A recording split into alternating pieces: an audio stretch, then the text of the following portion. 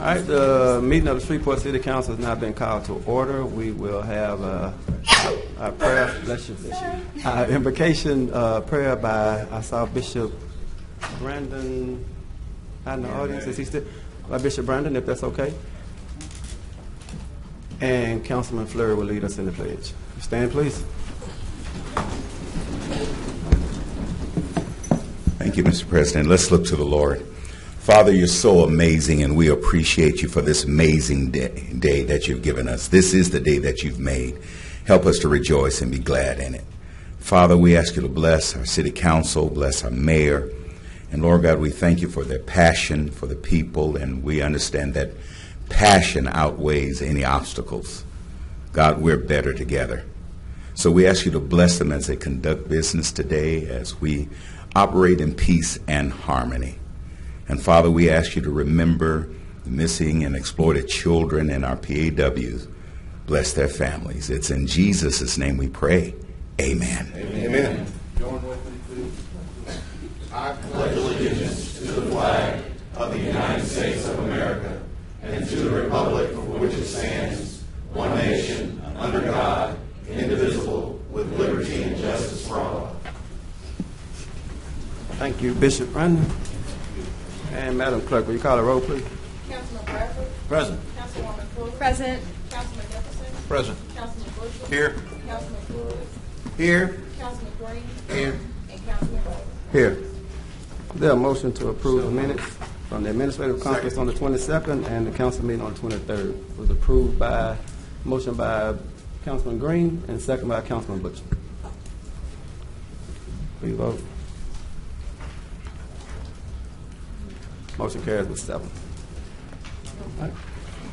Does any council member have any awards, recognitions, or distinguished guests at this time? Mr. Chairman. Councilman Bradford. Mr. Chairman, thank you very kindly. I have two individuals I'd like to recognize this afternoon. The first being a very illustrious young lady who lives in my district. I've been knowing her now for quite a few years, but specifically 4 years ago, my second year on the council, she turned 100 years old. She's continually self-sufficient, gets around pretty well. We presented her. We had a reception for her in the MLK area. Had a great time. She was there. Her children was there. But this time I wanted to present her with a proclamation from the city. So I asked the mayor to prepare a proclamation from the city. And she wanted to be here. Up until this morning, she was anticipating being here, but she wasn't able to come. But her family is here, her son, Pastor Edward Davis, and her granddaughter, Sandra Lister. So, Mayor, are you prepared to present the proclamation to the family? I am. Can we get the family to come up? Mayor, let's go down, and then we'll greet them at the podium. We can do that.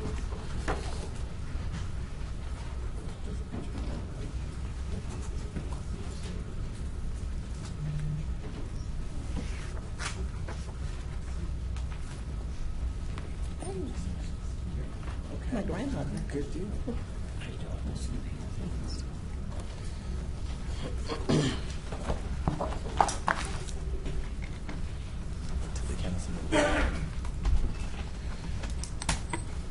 All right, the proclamation reads, whereas one of the country's greatest strengths is families, faith, friends, and good neighbors, whereas Mrs. Elvira Hilaire Davis is the last surviving child of Felix and Martha Hamilton Hilaire, with roots dating from the 1870s of Oakland Plantation of Bermuda, Louisiana.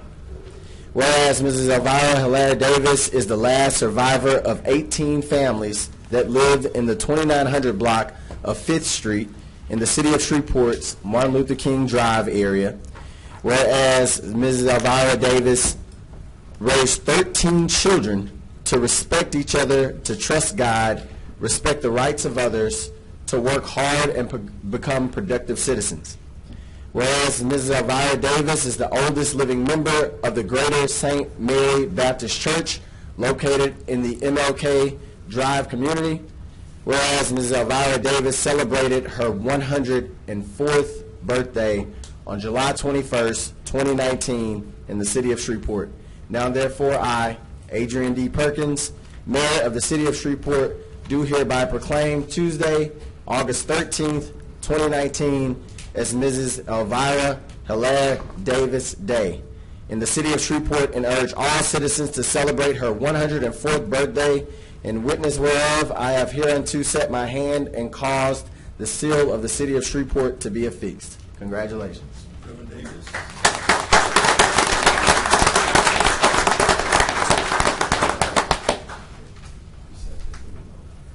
I think.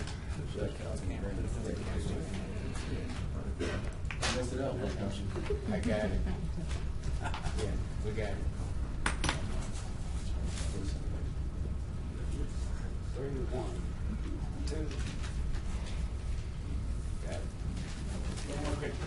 One more, Bill. One more.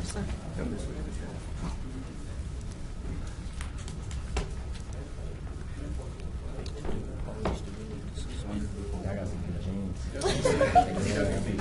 Give me some water or something. One more. There, turn around. Oh, we got one more. I'm gonna let you read.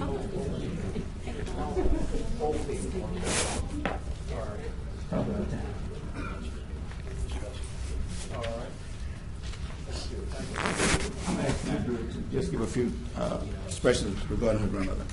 Okay, to Mayor Perkins, members of the City Council, Councilman Bradford, on behalf of my grandmother, Elvira Hilaire Davis, we accept this proclamation, and I would like to leave this with Councilman Bradford if anybody is interested in reading about her life. She was born in 1915 on a plantation in Bermuda, Louisiana. Our ancestors were enslaved there for many years, and they occupied the plantation until the early 1960s. And and this is placed on the National Historical Registry. And just a highlight of her life, briefly, she didn't get the right to vote until 1960. Therefore, the first president she would have voted for was Dwight Eisenhower. Over those years, she's seen a lot of changes, and I'm proud to say that she raised a generation of children that worked hard for everything that they achieved. No was not an option. She encouraged us to be the best that we could be. She raised 2 of her grandchildren, and I'm one of those that she raised. And the highlight for her was to receive recognition from the White House on her 100th birthday. And she said she never thought she would live to see and be able to vote for a colored president in her lifetime. That was over 4 years, 8 years. She's still here. She's still thriving, and we're blessed to have her every day. Again, on behalf of Elvira Hilaire Davis, we appreciate this proclamation, and thank you, Councilman Bradford. Thank you. Thank you for coming down.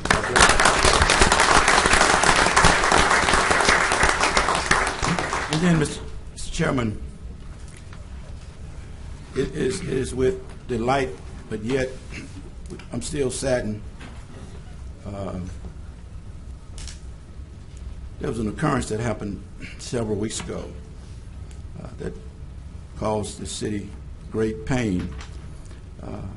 There was the untimely and unfortunate death of Postman Antonio D. Williams.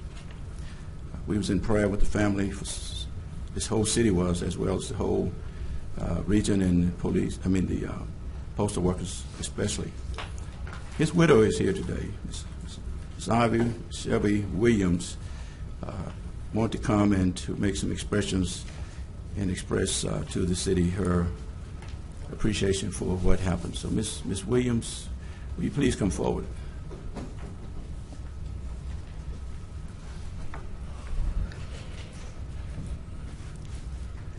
Good afternoon, Mayor Perkins and council members. Mr. Willie Bradford, I will begin by thanking you, the City Council, for affording me the opportunity to use this platform to make my presentation. On the behalf of the Williams family, I would like to present this little small token as a thank you for your support and generosity that each of you poured out to my family in this difficult time. First, Mayor Perkins. It reads, with our deepest appreciation, we hereby honor Mayor A. Perkins with this gift in recognition for your help with my loved one and family. Thank you from the Antonio Deshaun Williams family.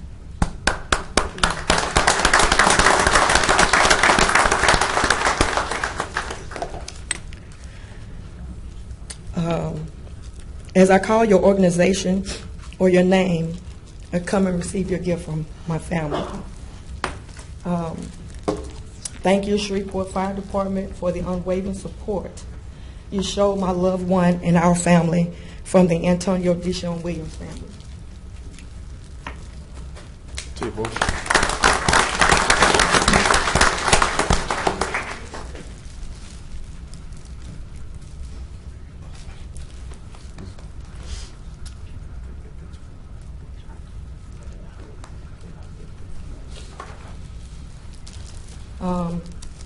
The Shreveport Police Department, Detective Rain.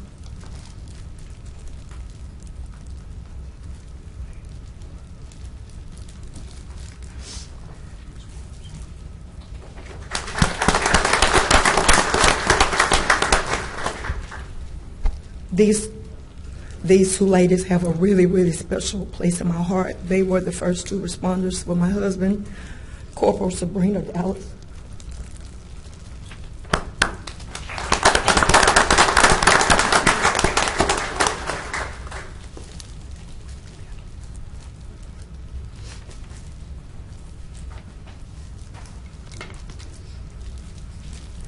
Sergeant Salita Clanton.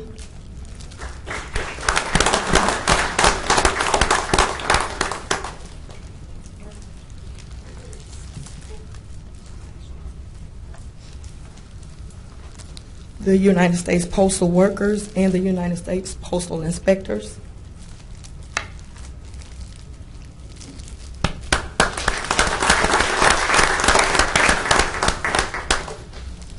Southside Riders Motorcycle Club.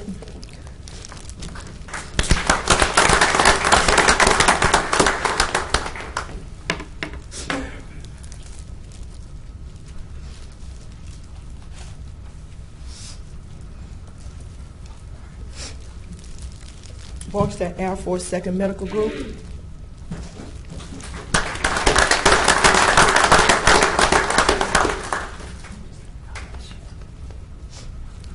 Councilman Jerry Bowman Jr.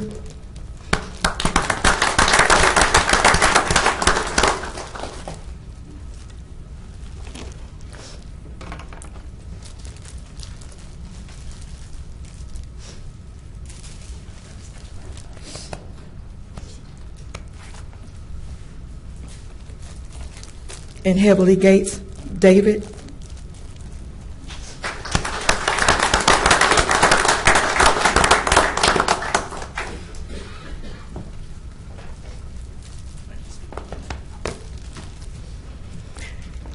Antonio Williams was a hard-working and laid-back gentleman. He was certainly not about being in the limelight. But I stand today as a voice for him. God bless each and every one of you. I am proud to say I am a citizen of the city of Shreveport, and thank you. Ms. Williams. Ms. Williams. Ms. Williams, you're coming today and making these expressions to all these individuals that came in support of you in this very trying time. But you expressing what you did today speaks volumes of your character and your love for human life and human beings. So no other place that I would have wanted you to do this than right here in the chambers of the Shreveport City Council. We're going to continue to pray for you. God bless you and your family, and we know, things like this take a while to heal from, but we continually pray for your healing and your spirit of concernment that God is going to be in control of your situation. Thank you, God sir. bless you. Thank you for coming down. Yes, sir. Thank you.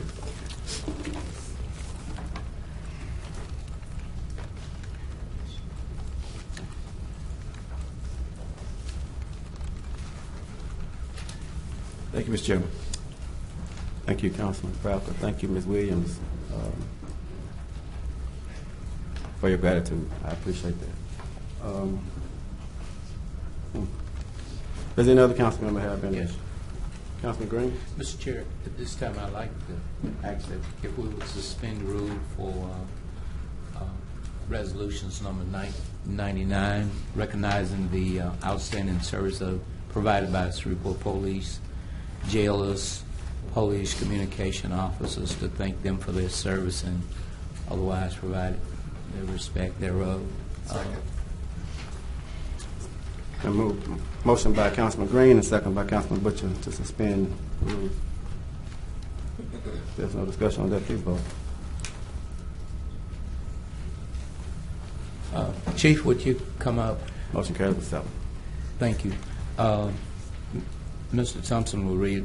Mr. Chair, and to the council and to the mayor, this is a part of the package that I brought forth, and I've talked to the chief about it some time ago.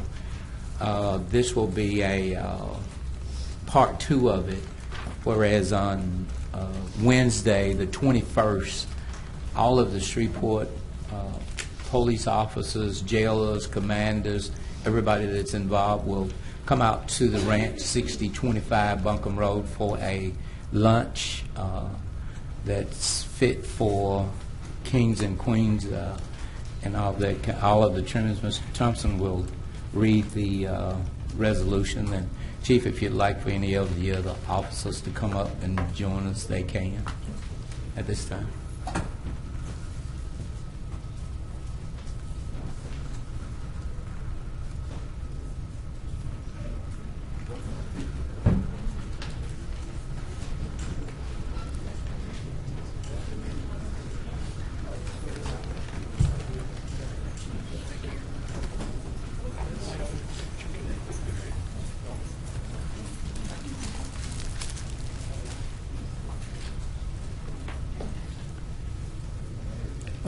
Mr. Chairman, this is a resolution to recognize the outstanding service provided by Shreveport's police officers, jailers, and communication officers, to thank them for their service and to otherwise provide with respect thereto, by Councilman James Green. Whereas members of the Shreveport Police Department, including police officers, jailers, and police communication officers, dedicate their lives to serving others, accepting great personal risk while working to improve the quality of life for their fellow citizens. And whereas the efforts of these outstanding men and women should not go unnoticed or unappreciated, and whereas great strides have been made in reducing Part 1 crime in Council District F in recent months, and measures are being taken to continue to reduce crime in Council District F and citywide. And whereas greater strides can be made to reduce crime, to make communities feel safer, and to improve the quality of life of citizens when police personnel and citizens know, understand, and trust each other. And whereas, although achieving trust and understanding between the police and the communities they serve requires sustained efforts and commitments from all parties, Councilman James Green and the citizens of District F will extend a hand of friendship to cultivate this relationship by sponsoring an appreciation meal for all Shreveport police officers, jailers, and police communication officers, to thank them for their service on Wednesday, August the 21st, 2019, from 11 a.m. to 3 p.m. at, quote, the ranch, end quote, 6025 Buncombe Road. All men and women of the Shreveport Police Department are invited to drop by as duty permits and enjoy a delicious meal in appreciation of their contributions to Council District F, and to each community they serve. And whereas this effort and other efforts to achieve greater trust and understanding between the police and the communities they serve should be encouraged and supported by this council and all citizens of Shreveport. Now, therefore, be it resolved by the City Council of the City of Shreveport in due legal and regular session convened that the City Council recognizes the outstanding service provided by Shreveport's police jailers and police communication officers and thanks them for their service. Be it further resolved that the City Council supports the efforts of Councilman James Green to achieve greater trust and understanding between the police and the residents of District F, and the Council encourages other efforts in this regard. Mr. Chairman, Mr. Green, if you would make that motion, I would second it, and we can have that as part of the record at this time. So moved. A second. Moved by Councilman Green, second by Councilman Bradford. Please vote.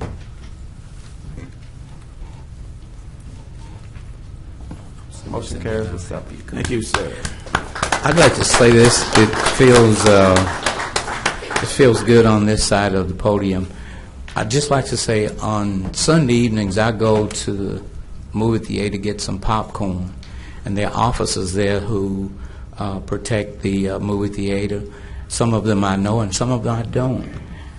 Just a few weeks ago I went to get some popcorn, and I said to the officer that I always say, I appreciate all of you, all the work that you are doing in the community.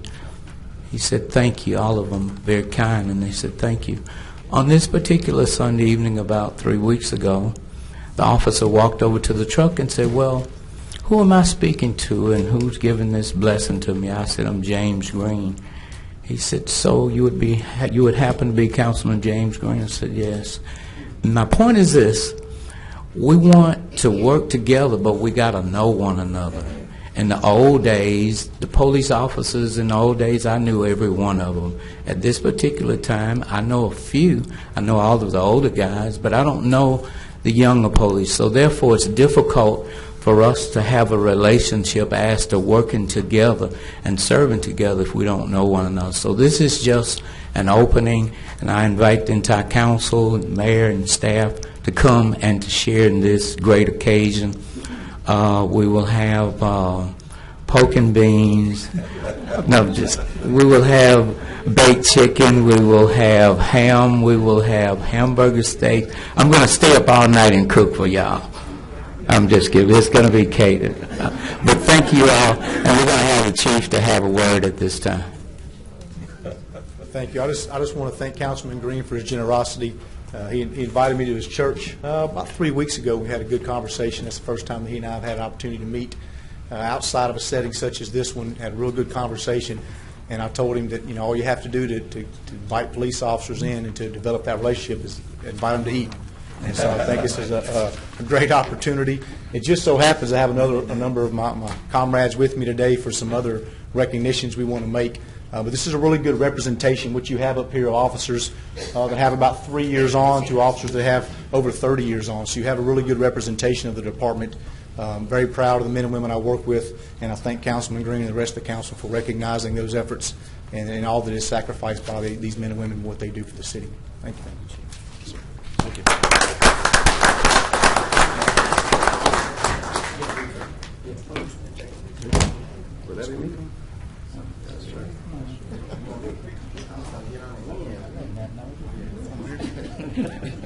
Don't let me come down there and arrange y'all. You know I will. Come on. Hold on till she come and arrange. No, I don't want to have. I think y'all got it. Y'all look balanced. All right. Any other council members? All right. Is there any other council member? All right. I did see Pastor Brian Wilson from Galilee Baptist Church. I just want to recognize you, Pastor. And someone who used to sit next to me, Michael Corbin. What does that? You're welcome to come back if you. Mayor Perkins, do you have any announcements at this time? I do. I want to start off by addressing all the alarmed looks in the room when I walked in. This is the mayor. I just found my razor this morning, so it's not an imposter here. I want to talk, first point I want to make, the city of Shreveport in partnership with Shreveport Green will lead the effort in a citywide cleanup scheduled for Saturday, August 24th, 2019.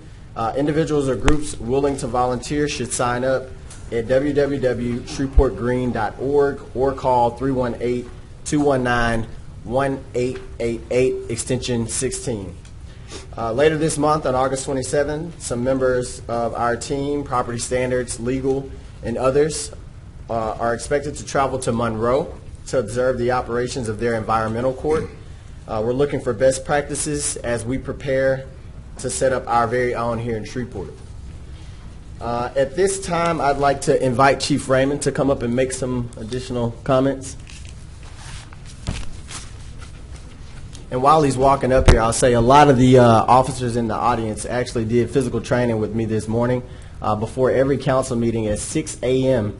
in the morning, I'm doing first responder physical training. So any council members that want to get in the workout, come and join us.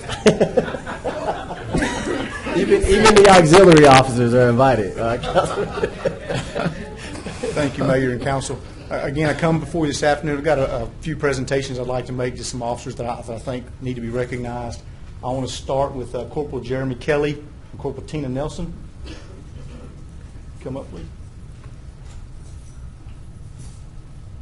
So Corporal Kelly and Corporal Nelson are assigned to our Cross Lake Patrol Uniformed Services Division. Both of them previously worked on patrol, and they deployed down to South Louisiana in July with the fire department's urban search and rescue team in part of the Hurricane Barry efforts in order to assist citizens in that area. Thankfully, we did not have the amount of flooding or didn't reach the emergency level that it could have reached, but the state was well prepared. And although the fire department has commonly sent teams across the nation as necessary through the urban search and rescue, the police department has not always been able to join those efforts. When Chief Wolverton reached out to me and said, hey, the state needs as many people as they can get, would you have any officers available? I said, well, let me reach out to my Cross Lake Patrol officers. Those would be the ones that would have the type of training necessary with boat operations and water rescue. And immediately, these two volunteered, and I had a third that said, I can't go on X date, but I'll be available to replenish personnel as necessary. So Corporal Nelson and Corporal Kelly went down and represented the department well, the fire department, and that's something we hope to be more involved in future operations. So I would like to recognize them for willing to step up and go to South Louisiana to do unknown duties until such time as they got down there. Thank you.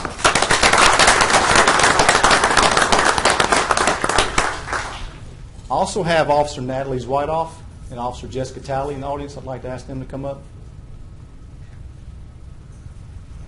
Officers Whiteoff and Officer Talley worked a call in July as well, in which a gentleman had his bike stolen. And for this particular gentleman, the bike was his only mode of transportation.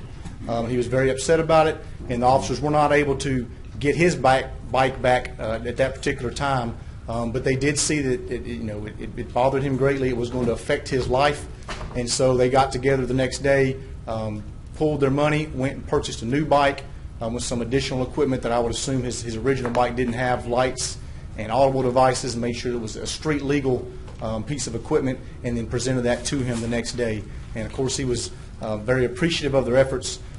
That's the kind of officers that we have. They go above and beyond. They take the amount of money that they have available for that month or for that paycheck and decide to use some of those funds in order to better the lives of someone else who I'm assuming that they didn't know outside of a professional standpoint. For that, I think they should be recognized.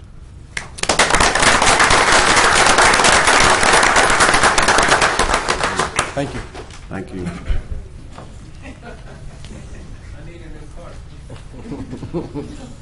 All right. So this week our kids are back in school. I'm sure some parents are excited about that. I had the opportunity to participate in a few backpack and uniform and teacher supply giveaways. I believe Bishop Brandon already left.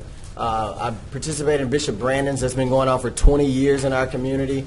Also partnered with KTBS 3 to give away, I think, over 1,000 backpacks. But meant a great deal to me, means a great deal to our community when we're providing those basic resources to our children so that they can go into the classroom and fulfill their full potential. So that was a blessing to me, and I want everyone to keep our educators and our children in their thoughts and prayers this school year.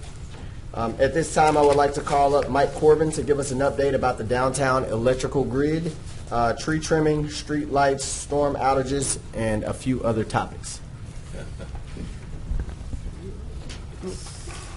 Thank you, Mayor Perkins, Council. It's good to be here. It's especially good to be on this side of the room. Early in the morning on February 28th, 2014, a large portion of downtown Columbus, Ohio, went dark. A series of explosions in some of the 260 underground vaults created a massive power outage that affected city and state government offices, hotels, businesses, and the offices of SWEPCO's parent company, American Electric Power. The cause of the outage was later determined to be the result of a mixture of ice that formed following a water main break and years of salt that were used to clear the streets in the winter. That outage did not only affect Columbus, Ohio. SWEPCO customers were unable to reach call centers. Many of our internal systems were down, and our 6 sister operating companies around the country had similar issues with systems and communications. Since 2014, redundancies have been put into place which will make this far less likely to happen. For Shreveport, the electrical grid in downtown Shreveport is designed very similarly to Columbus. We have a series of underground vaults, miles of cables that create a network to power office buildings, residential buildings, traffic signals, and streetlights. Immediately after the Columbus incident, SWEPCO began to look at underground installations across our 3-state service area, with particular attention to the Shreveport grid. In 2015, SWEPCO began a 5-year project to refurbish and upgrade the entire Shreveport downtown network. You may have noticed our crews working in the downtown area, doing some digging, installing new vaults, and replacing a lot of electric cable. To date, we've invested over $15 million on refurbishing the network in downtown Shreveport and another $5 million on monitoring equipment. Today, crews are finishing the work and completing the project to serve our city and the vital downtown area better. To date, we've replaced the following: 75,000 feet of primary cable, 16,000 feet of secondary cable, 24 transformers, 26 protectors, numerous duct banks, utility hold structures, and vault structures. In anticipation of new residential and business development, business customers, we've constructed a new above-ground vault building adjacent to Commons Park to accommodate both the service needs of the park and to expand our underground network for future growth in that area. A few other things that we've been doing in the Shreveport vicinity that affect you and your constituents. Our annual tree trimming began in May of this year. We held a meeting at Uri Drive Middle School on April the 23rd to talk to residents primarily in the Piermont area where we had heavy tree trimming underway. We've also done extensive tree trimming on Lakeshore Drive and in the area around Jewella. A rash of spring storms, and early summer storms, caused numerous outages in the area. It seems like we had about 4 weeks of outages. Many of you contacted me and contacted other folks at SWEPCO asking when the power would be back on for your constituents. Our crews worked to restore that as quickly as possible. Many times after a storm where we have large outages, you'll find that the power comes back on, we make temporary repairs, and we may have to go back in over the next couple of weeks and make final repairs. So there may be small outages. We call those customers and leave door hangers to let them know that power is going to be out on a certain day at a certain time. SWEPCO is proud to be working with Mayor Perkins and his staff on smart city initiatives. We see some opportunities to collaborate there, and we continue to be part of that conversation and appreciate that we have a seat at the table. We continue to install new switching devices on many of our circuits. We have circuits that are over 20 miles long, and it's hard to believe in this day and time of technology, but if a tree falls on a circuit that's 20 miles long, in many cases unless a resident or a customer can tell us, I'm looking out my back window and the tree is laying across the lines and there's sparks, we have to walk or drive that line to find where the fault is. And if you get in some of our inner city neighborhoods where power lines run down the rear of the property line, that can be quite a challenge, especially at night in the middle of a storm. So we are now installing what are called teleruptors that will be along these long circuits. If there is a fault, a tree limb hits a line, within a millisecond, these switches can talk to each other, isolate the outage instead of 1,000 homes to maybe 6. And don't quote me on those numbers or hold me to those, but that's the example I'm going to use. But it will end, once this is all in, it will end a lot of these mass outages. We're working on clean energy projects. I was before the council a little over a year ago to talk about a project we call Windcatcher. It was a clean energy project using windmills, wind turbines. That project required approval in 4 states that we serve customers. After 2 states approved it, we decided the clock was ticking, we needed to redo this. We pulled that project. We now have a new project in front of the 4 public service commissions. All 4 can approve it. 1 can approve it. We're still good to go with it. And that will increase wind energy in our power mix up to 21%. And that will generate massive savings to our customers, probably over $2 billion in the next 20 years because there's no fuel charge associated with wind energy. And 2 more quick things. We are working with Louisiana Clean Fuels to have I-49 and I-20 designated as certified EV corridors. Electric vehicles are coming. There are a few out there. We purchased our first one as a SWEPCO fleet vehicle. We've had some loaner vehicles to drive, and it's important because if you look at a map of the southern U.S. especially, the only interstate corridors that are not currently certified are I-49 and I-20. So we are working to do that. I will be sending you information for a September 14th EV Ride and Drive event that we're putting on in the Whole Foods parking lot. We'll have various electric vehicles. You'll be able to drive some, get some additional information about electric vehicles. And finally, council members, streetlights, our favorite topic. We have made some changes internally about the way that we report and track streetlight outages.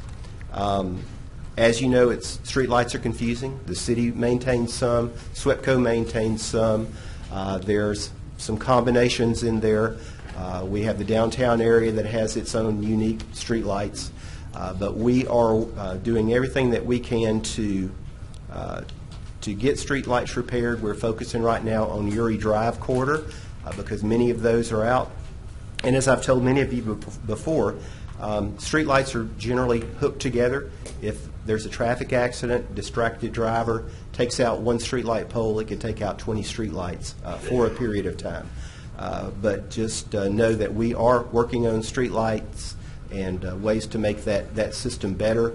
We just had a new approval from the Public Service Commission. So as existing streetlight fixtures, the high-pressure sodium lights that put off the orange glow, as those need to be replaced, we'll be replacing those with LED fixtures, which put off a much brighter, whiter light.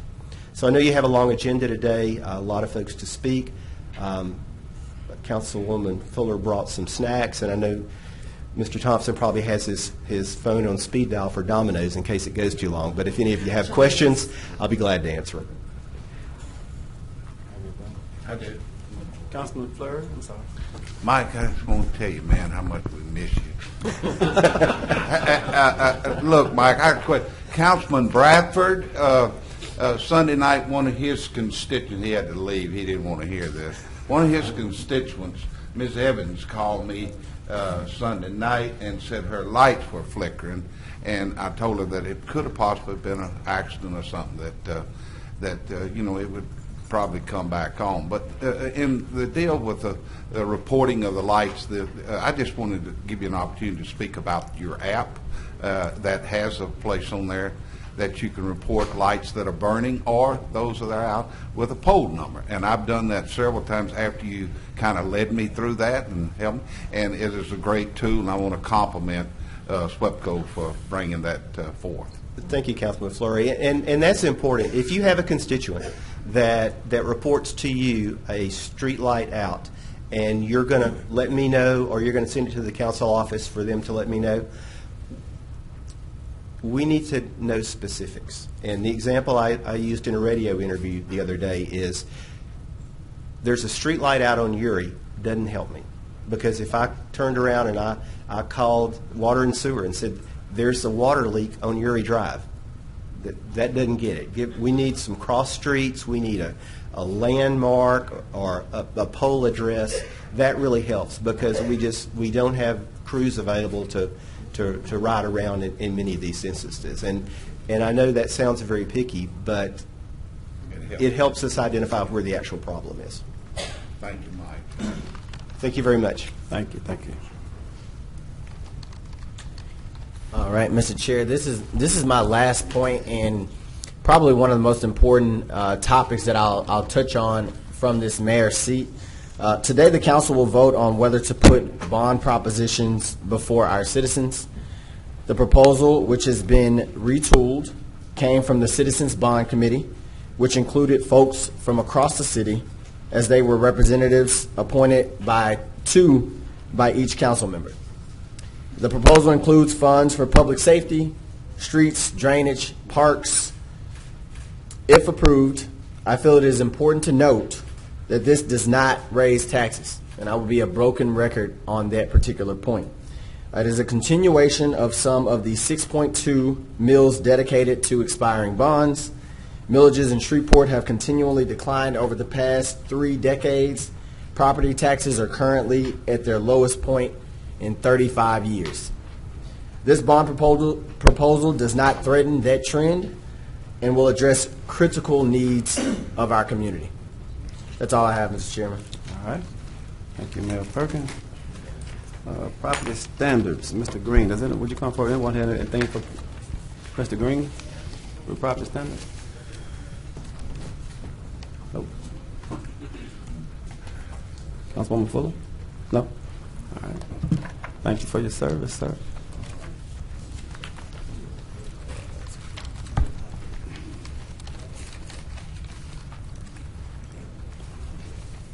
Okay, we all got our revenue collection plan, and Ms. Creel, you sent our surety. Well, we had those from you also, right? Yes, sir. Okay. And no public hearing. Mr. Thompson, is there any legislation to be added today? No, sir. All right. And we have the following requests to speak. Mr. Kingcraft.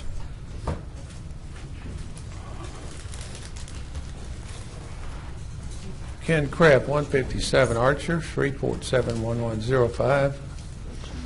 Pleased, Mr. Mayor, that you brought forth Resolution 100. Hope it's adopted by the council. If delayed to May the 9th, I will vote against it because I don't see the taxpayer putting the whole cost. Let's share this cost with the Cattle Commission and the state of Louisiana in November. We have streets, drainage, public safety. Hope Fire Station 11 is included for a new station. It might not be. We'll take what we can get. But it was 42 months ago today that I stood here, February 13th of 16, and implored Mayor Tyler and that council to appoint a Citizens Bond Committee. Yay! 3.5 years later, we're there. I suggested using the 6.2 mills, and I pointed out then it would expire at the end of this year, which it will. It's not a new tax. Would be legally in May next year a new tax. That's hard to sell to people with a lower turnout. We're going to have a good turnout for the runoff percentage-wise. It'll drop to single digits on May the 9th. And the beginners will be out, and we run the risk of defeating for the first time in a May election the big four: streets, drainage, police, and fire. Shreveport's never defeated any of those four. The risk is there in November, but it's a lower risk because of the higher turnout. Finally, let's be cognizant that many of these projects have been in the 5-year capital improvements plan for years. Cooper Road Ditch, 37 years. I think it got put in 82. And some of them are finally coming to fruition. It takes time to do projects. Uri Drive, East King, Shreveport, Barksdale was recommended by the city engineer in 1978, and it was completed all of a sudden in 2017. A mere 39 years later. It's a slow process. I don't think we can delay. John, thank you for coming to Broadmoor Baptist, fighting for firehouse number 11, explaining things, but I think it's time to move forward, and I encourage you. It's Resolution 100. It is so important that we pass this today. Thank you. Ms. Sherry Bonnet.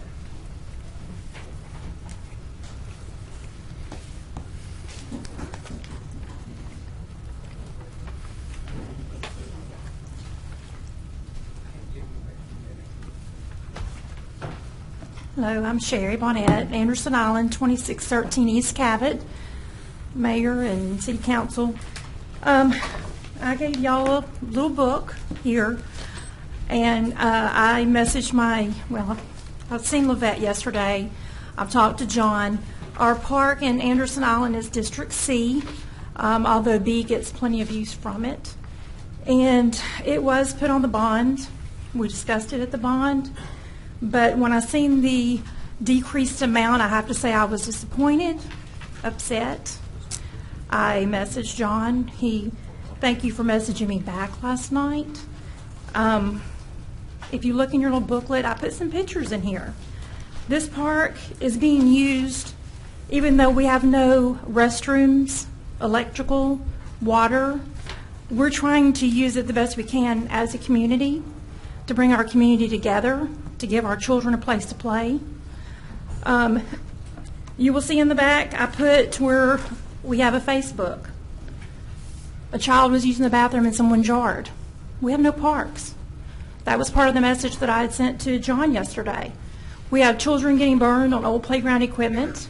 We have children using the bathroom, urinating in the park, defecating in yards. It's just sad. I've also included in there, we had, if you'll look toward the back, we had a gathering in the park recently, and I took a picture of it. A child wrote in chalk, "Please fix our park." The children want a place to play.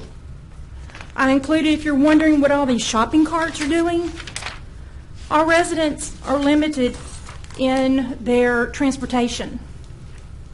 That's what all these shopping carts are for. That is an apartment complex full of shopping carts because they have parents that have no transportation. They are in our community, and I would love to give them a place to go play in the park. That park has been there since 1959.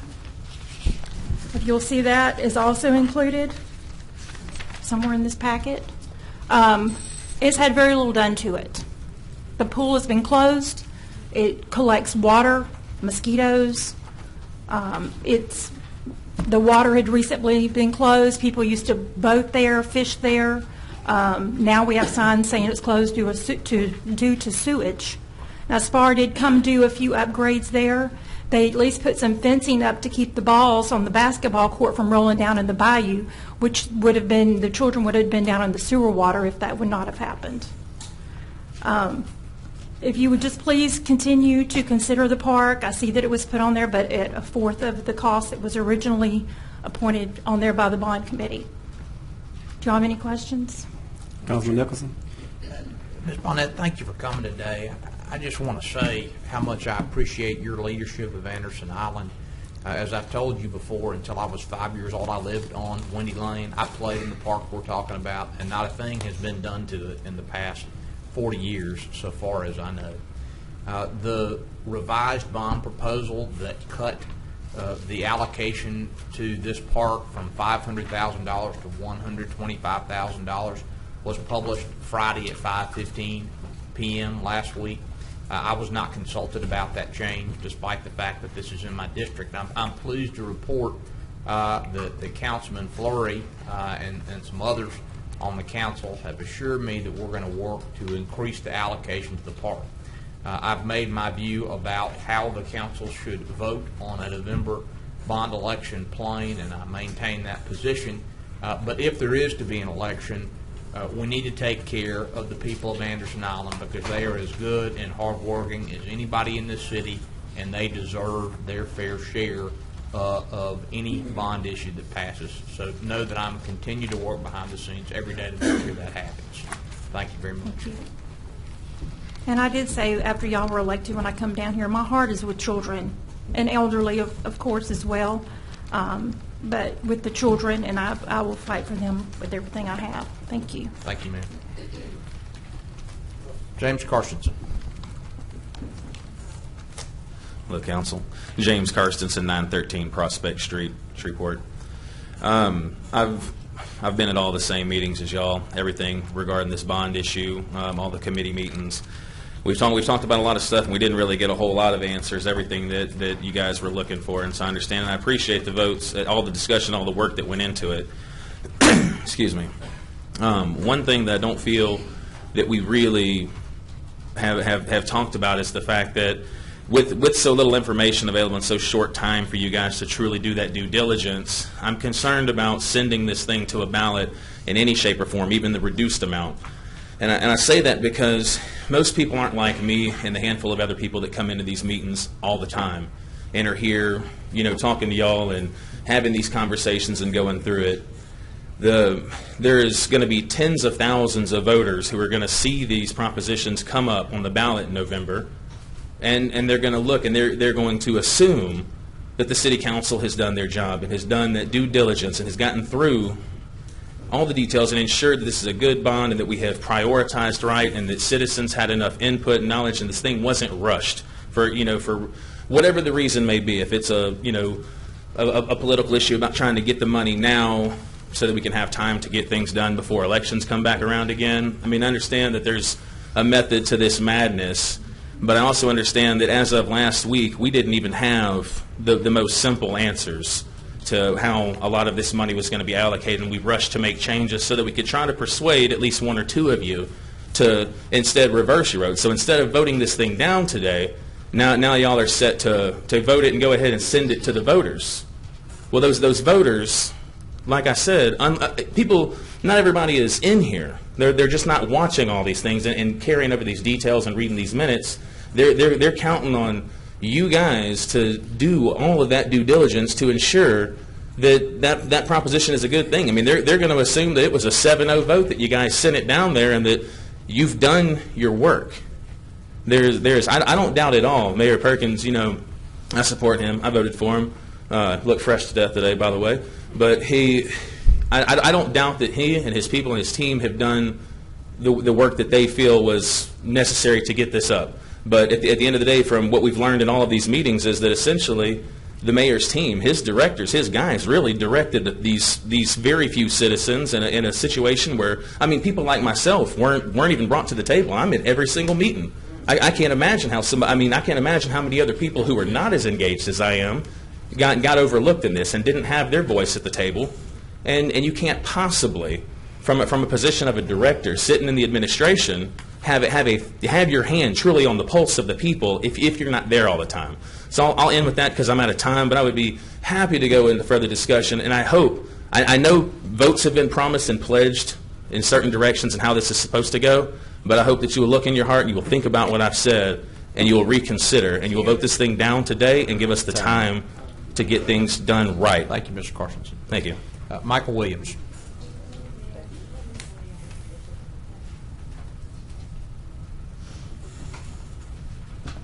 Thank you, Mr. Chairman, to our mayor, to our distinguished council. Michael Williams, 2101 Carpet Place. I rise to the podium and say I support the bond issue, and also, as the mayor stated, this is no new taxes. Most cities across America is a municipal corporation. They are a business. And this is how you make capital investment to improve the quality of life and all the crumbling infrastructure that's been in Shreveport for the past 40 or 50 years. We're at the crossroad in Shreveport where we have to recognize the importance of working together to stimulate and grow the economy, create jobs, and bring people back to our city. It's a return on investment, because when you put people to work, guess what? They'll be paying taxes and putting tax revenue back into our community, which we need. We have a lot of people that are sprawling away, that are moving away, or not coming back home because they don't have opportunities of hope. What this infrastructure does, because it needs a new heart. It's decaying. It's like a toothache. It's rotten. And all the infrastructure is old, and you need a change. You rather pay me down, pay me later, because guess what? If someone gets sick because of the bad water and because of the bad infrastructure that's in Shreveport, guess where the lawsuit's going to go? Going to go toward you. So we need to do something about the crumbling infrastructure. We want to see a brighter and a better future of bringing our young people back home and stimulating growth economy, bring Fortune 500's company here to be able to do business in Shreveport. We got to give them something to come to. So I'm excited about the bond. It's been a very diverse, multicultural, very inclusive vetting on both parts, and you had your people from your district to have input, and it should cross the board from the east to the south to the west to the north with input from people all over the city. Let the people decide on what they want, what's best for them. Allow you to go through you guys and also put it before the voter and let them decide. Don't do politics, let the people pick. So let the people decide what's best for Shreveport. Sometimes we get caught up in political posturing, cammering for the media. I've been there. I know how the game played. So I hope that you will not play politics with the people and give people hope and give us some prosperity to be able to do business in Shreveport and be able to help some of this community. They had no infrastructure change in all these years. Raw sewage, and people don't have decent parks and air conditions, don't have swimming pool. Poor people pay taxes. They may not pay property or have a loan, but they pay a lot of sales taxes in our community. We want to bring tourism. Shreveport is on the verge of greatness. And we have to recognize that as a city. It's not about Democrats, Republicans, or independents of party. It's about people. And people want change. They voted for a mandate and they put you in charge. They depending on your intelligence and your experience to make a difference in our community. Step up to the plate and bat and make a decision and put it before the voters. And let's not play politics and let the people pick. And I hope you will do that, and hopefully our city will move forward and make this one of the best cities in America. In spite of what we got going on like any other city, we're still a great city. Thank you, and I hope you put it before the voters. Thank you. Sammy Mears.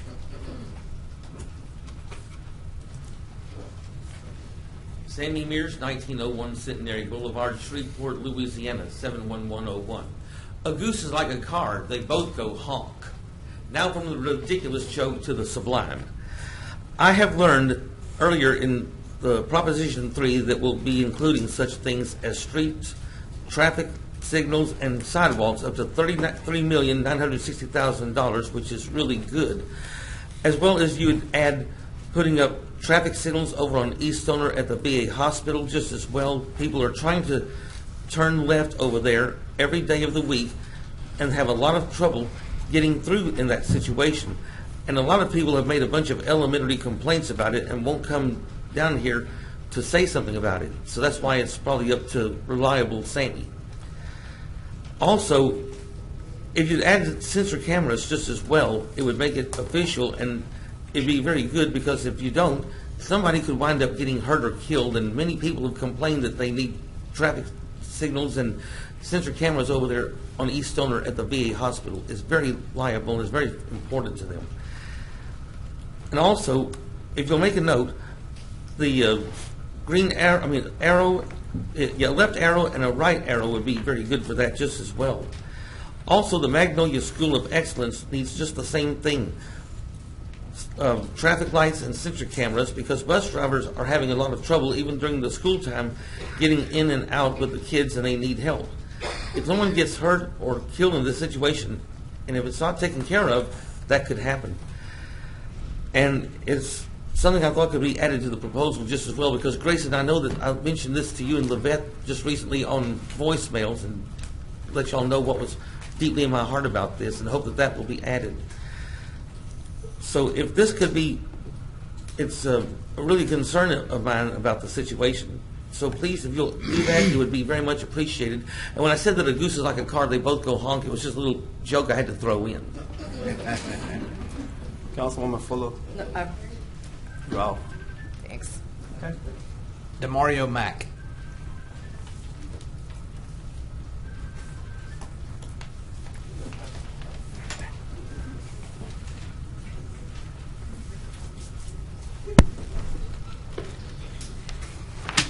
DeMario Mack, 2045 Lanier Street, here to talk about this MLK ditch. Last week, Council Lady Fuller called a meeting about this public bond hearing to give some transparency to the public about what was going on. While we were there, Councilman Nicholson and Butcher questioned the MLK ditch. even questioned Patrick Furlong, the city engineer, the necessity of it, the viability. And it was almost like they really wanted to cut it out of this project listing. Now, myself, my mom and grandmother and others were there to talk about it, to express our concern because we know why it's needed. We don't want any more soil erosion, loss of life, and so forth. But what we noticed is that our councilman, Willie Bradford, was not present in this meeting. Now, he did have a meeting later that day with District A at about 6 p.m., and we were telling him about some of the things that were going on, pretty much what I've mentioned already. We asked him where was he. He mentioned that he has a day job. Now, how he said it was very apathetic and extremely calloused. And in my mind, and I would say this to anybody in District A, if that's really how he feels, and the next time the voting comes up, do yourselves a favor and vote for someone who's going to be caught up with our interests and the interests of this community. I told him everybody else in that room had day jobs. So we're counting on him to be at these types of meetings to speak up on our behalf. Now, the concern with Nicholson and Butcher was the fact that it was $16.4 million, but if you look at it, it's only 7.5% of the total bond, $220 million. Of course, it's been cut since then. What I noticed on this list that Councilman Bradford gave us, we have citywide road improvements, $25 million, citywide drainage improvements, $10 million, citywide water improvements, $20 million, citywide playground improvements, $4.3, citywide parking lot overlays, about $1.6 million. If you add that up, that's about $60 million. It represents about 25% of that initial bond. And at 25%, that's 3 times more than what we're asking for with this MLK ditch, only 7.5%. And it's like, look at the small amount. That's really too much to put in this area, and it's only one area that's represented on this list that has a project delineated totally for an African-American community. I'm thinking that on the citywide, we need to see streets. What streets are you going after? What roads? What neighborhoods is this going to? None of this is shown. It's just put it under our discretion, and we'll use it as we see fit. That's not how it works. And I really feel like if it's up to Patrick, no African-American community would get very near anything. Now, I'm going to say this to all of you. You included, Councilman Bradford. If you're not concerned about the welfare of the people, please stop collecting the welfare checks associated with these roles. Thoughts, comments, questions? To the speaker's tone of voice. In Section 111 of the council rules, you cannot make a comment about a councilman. Now, he can say what he wants to say, but he needs to cut the name calling out. I didn't call anyone a name. Mr. Chairman, no. Any other thoughts? No, sir. Thank you.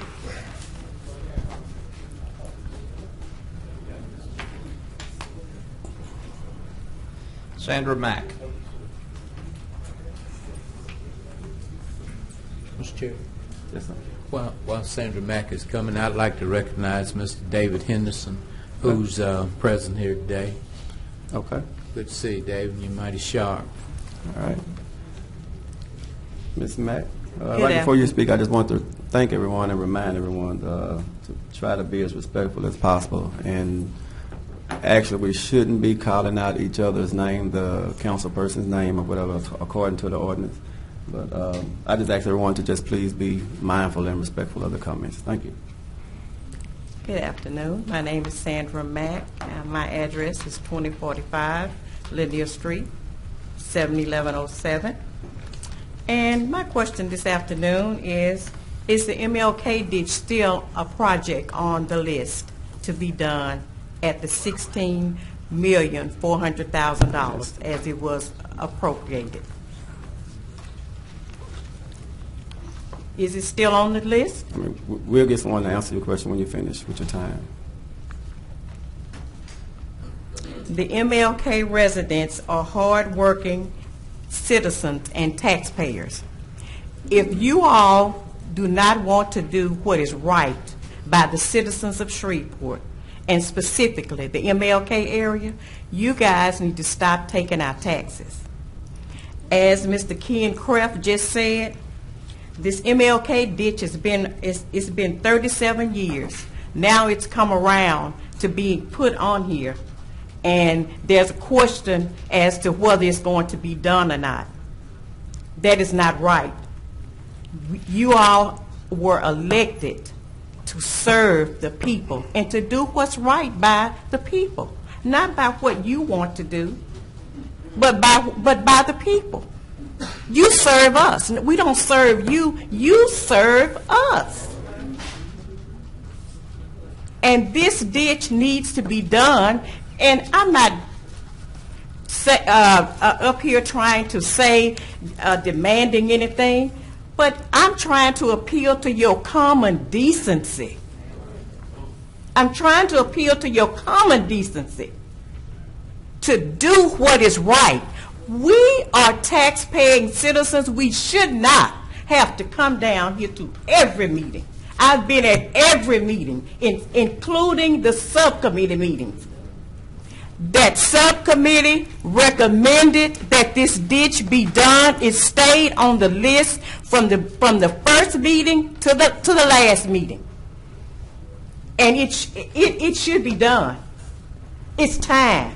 It's time for you all to stop taking advantage of the African American communities. It's time for you to stop doing that. We're going to hold you accountable. We're going to hold you accountable. And if this ditch doesn't get done, then we're going to vote against the bond issue. Any questions, concerns? No, ma'am. Well, Patrick Furlong can speak to you to the back corner if that's okay. To answer your question. Mr. John Glover.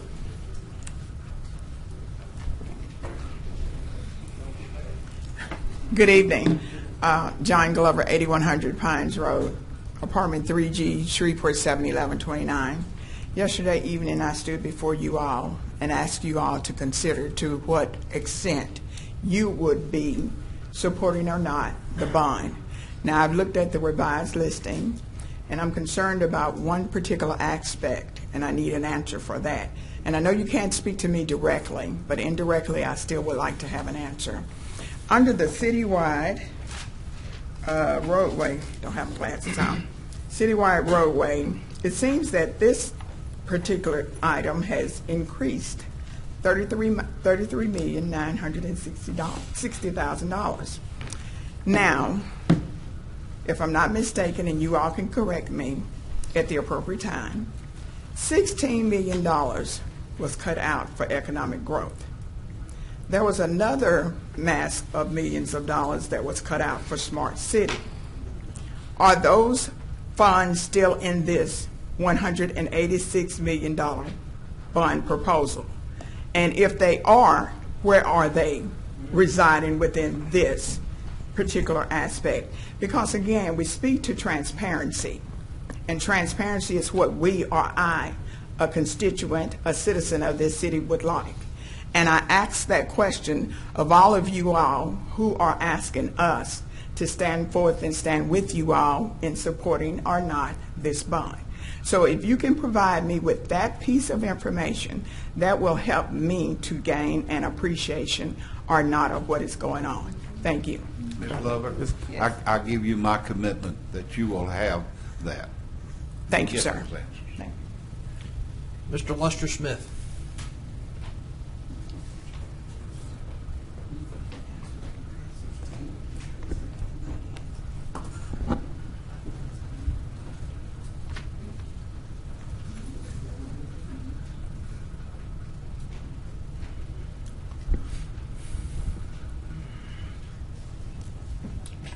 Good afternoon, Mayor, Council.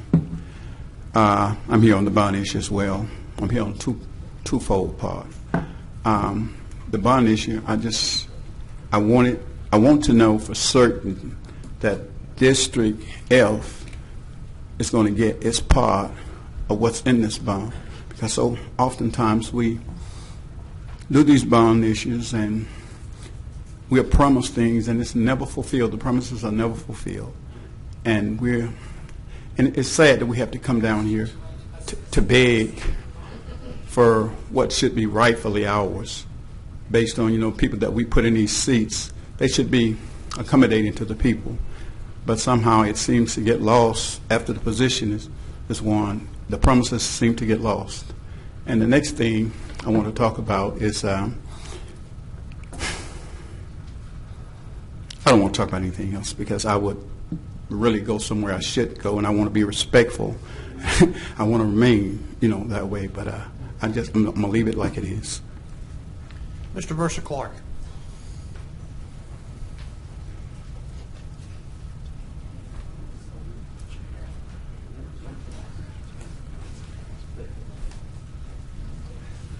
guess I'm going to sound like a broken record right about now. Versa Clark, 7626, Tampa Way, 71105. The 1957 master plan had a subtopic labeled Rehabilitation and Redevelopment Plan. It called for the removal of blight. The most notable slums and blighted areas were in the Princess Park section, Moortown, Cooper Road area, Stony Hill, and parts of City Grove and Allendale. I watched on yesterday as the lady and gentleman from Stony Hill urged you not to forget them if the bond proposal is put on the ballot and is passed. They indicated that the only visible sign of redevelopment was the 23 homes that Habitat for Humanity built. After waiting for 62 years, I hope they won't be disappointed again. Again, I state that we have gotten very good at developing, but have a low rating at redevelopment, which brings me to the point of funds reduced in the economic development area of the proposal. Economic development is the process in which people in a country, in this case a city, become wealthier, healthier, better educated, and have greater access to good quality housing. As I stated in my article in Sunday's Shreveport Times, the 2030 Master Plan set neighborhood goals of enhancing the character and livability with investments to improve quality of life, provide access to retail and services, redevelop blighted areas and vacant properties in areas needing revitalization, and create a comprehensive housing policy to support quality neighborhoods and meet the diverse housing needs of all households. The word is investment, not disinvestment. The community of City Grove has had plans on the books for over 26 years, and I don't see much of the way of the $186 million proposal to address those concerns. And I'm sure there are other communities that feel the same.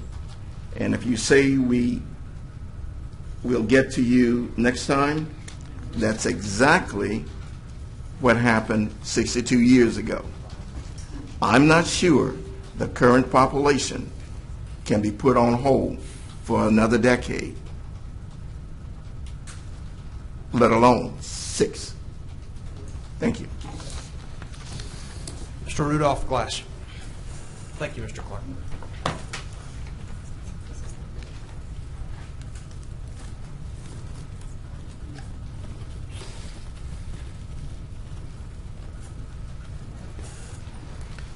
Good afternoon. Rudolph Glass, 1735 Arlington Avenue.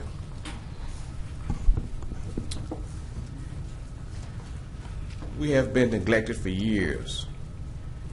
We're trying to get this to be where it should be. People don't have faith in their local government.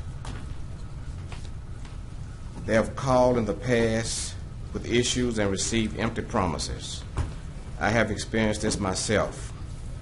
After becoming the neighborhood president of the Lakeside Area Neighborhood Association and a board member of the Allendale Lakeside Ledbetter Heights Area Partnership, we have been working hard to make some things happen. And I would like to thank Mr. Terrence Green, who is over property standards, and Lindale Williams for streets and drainage. They have went beyond the call of duty to assist and resolve the issues put before them. We're also asking that our councilmen vote against the bond issue. We have so many issues that have to be addressed. We want to make sure that we get the right ones taken care of. Years of neglect to Lakeside, Allendale, and Martin Luther King has put these areas in a bad state. Some projects that would take the bond money to address very well might not have if the city would not have neglected these areas. We want to know what we're getting. And I would like to say something about the ditch that the son and mother spoke about.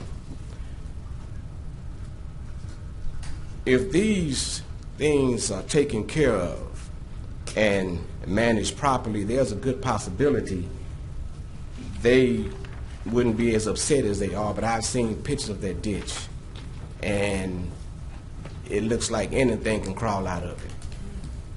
And I'm thinking about the areas in Lakeside and Allendale. Now, these are the areas that I'm familiar with. So these are the ones I'm speaking on. It is bad when the city would take our tax dollars and not take care of other issues that we have.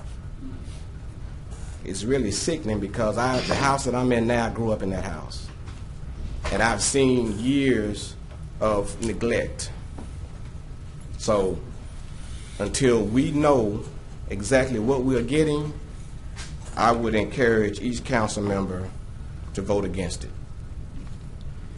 Mr. John Settle.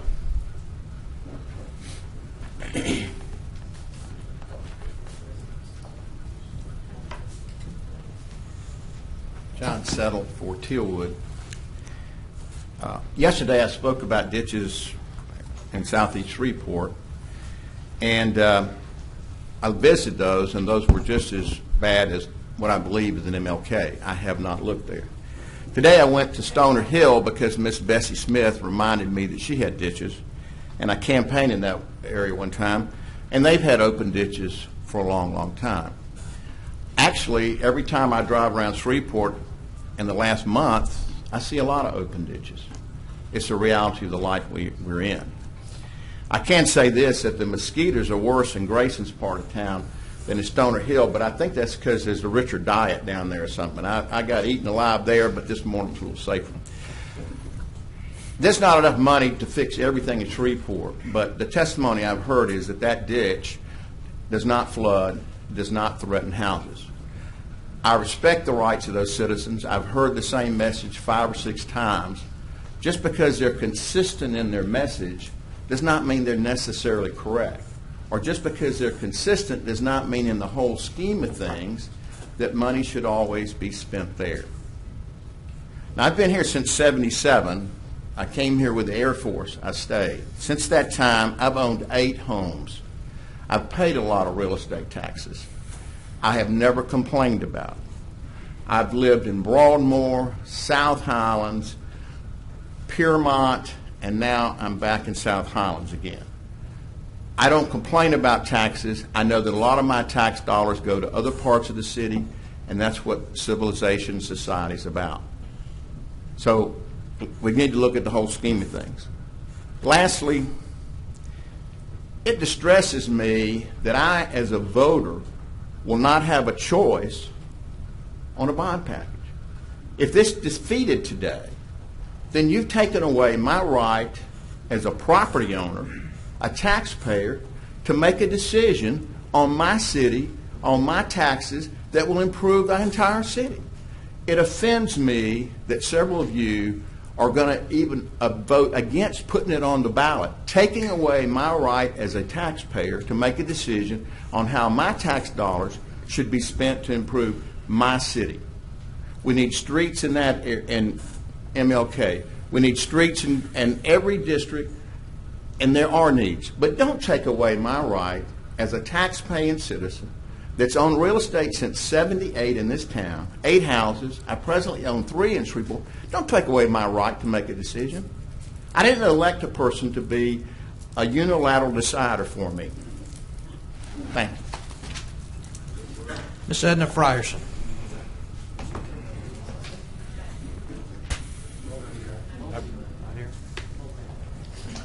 Mr. Craig Lee.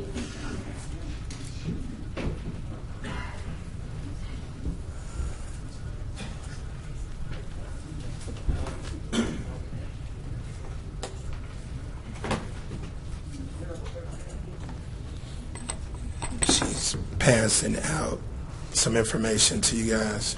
Craig Lee, 1112 Prospect Street, Shreveport, Louisiana. Each one of you is about to receive a flyer from our annual C.C. Antoine birthday celebration that we hold every second weekend in September to honor the incorporator of the city of Shreveport, C.C. Cesar Carpenter Antoine. And this issue directly connects with the bond issue. Back in the 90s, a bond issue was passed, and the mayor needs to, and his staff needs to get a few copies as well. A bond was passed to create the Ledbetter Heights Recreational Center that was supposed to be in District A at the time. That never did get built. This is part of what Rudy and a few other people were talking about in terms of bond issues and the black community. That project never got built. When Councilman Everson was on the council, after 2011, of course, the 2011 bond issue was passed, and the C.C. Antoine Park renovations was a part of that. I think we got $300 and some odd thousand, which was long overdue. That money was put in, but the part of the money from the Ledbetter Heights Rec Center bond issue that never got done was taken from that and split between the C.C. Antoine project that I advocated for and the downtown project that SHRAC has been advocating for. Well, within that overall dynamic, one thing that was not put in the C.C. Antoine Park was upgrades to electricity. As we get ready to have our 183rd birthday celebration on September the 7th, there is no electricity in C.C. Antoine Park. This is not on SPAR. This is a part of the process of design. And what I'm basically saying to this council, especially Councilmember Bradford, myself, and a representative from the C.C. Antoine Masonic Lodge needs to be on the design team. Because what happens in most of these situations, the needs of the community are often left out because people who are on the design team or the committee really don't know what they're doing and don't know even what to talk about. And so from that overall standpoint, that's where my issue is, and I'm giving you perspective, because if people are not monitoring bond issues, these are the things that actually happen. So I'm asking for myself and a member of the C.C. Antoine Masonic Lodge to be included in the design team as it relates to C.C. Antoine Park. Greg Tarver has helped to procure over $1.8 million of state funding for my vision, and we need to basically be included in this deal. Thank you. Thank you, Mr. Lee.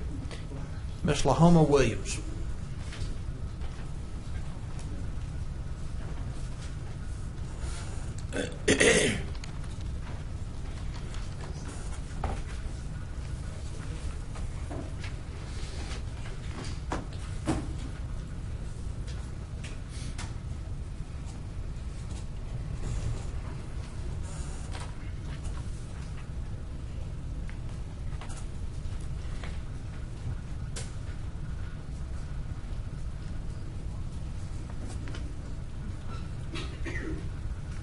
Good afternoon to the mayor and the council persons.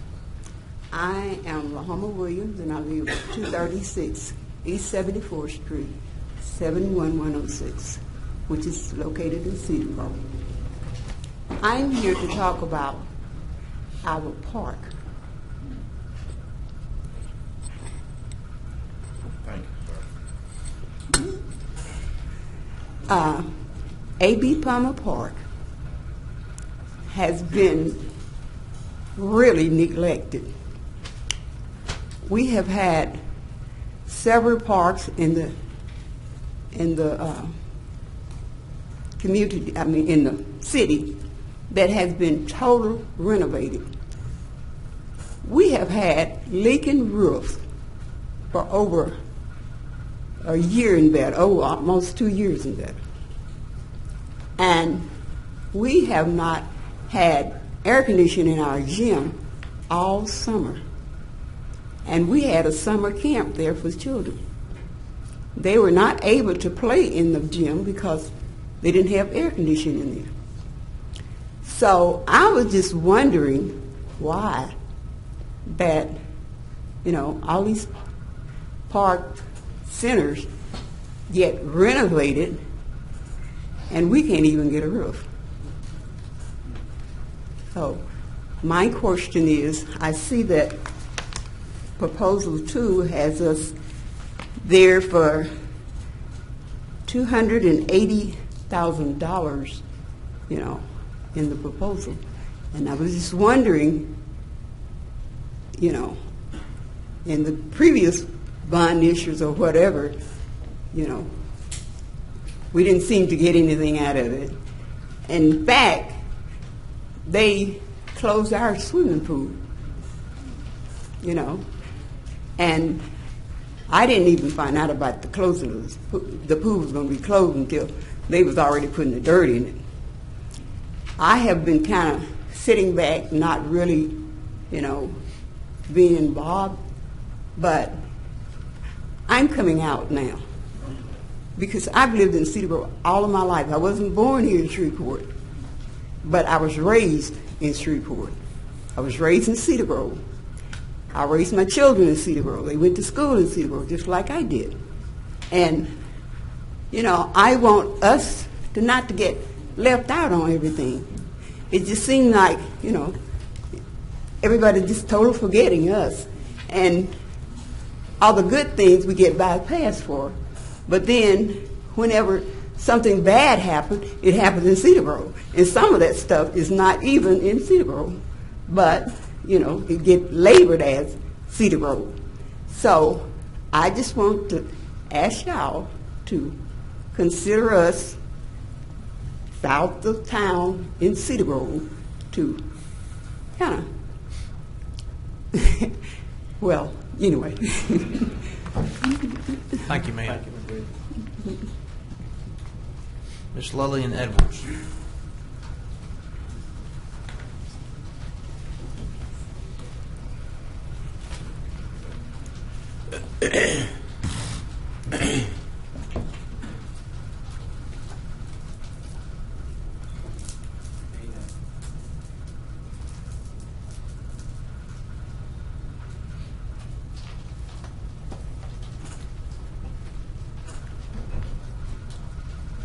I'm Lillian Edwards, and I work in Country Club Deal at 3911 Sanders Street.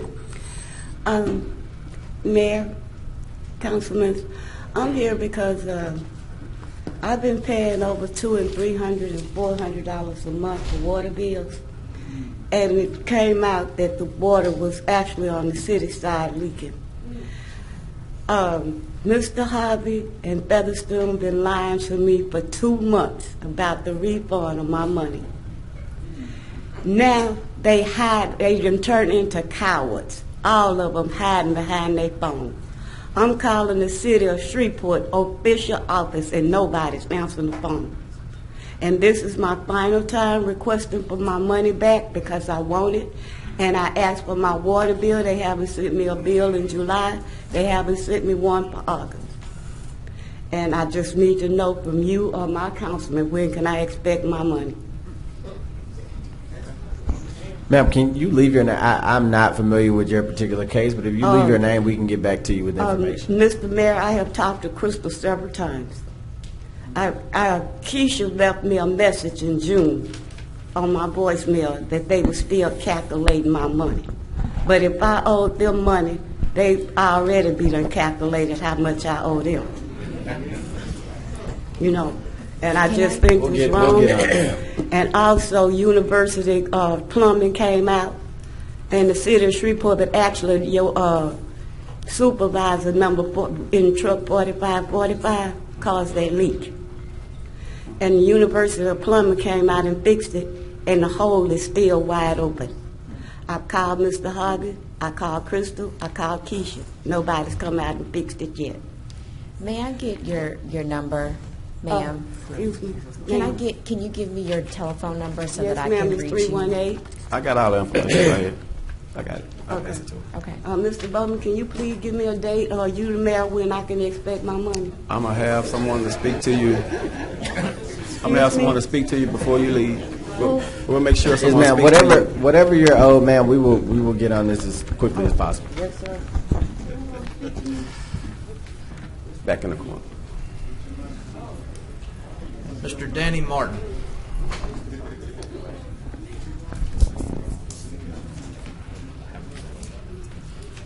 Mr. Martin. Ms. Barbara Smith Iverson.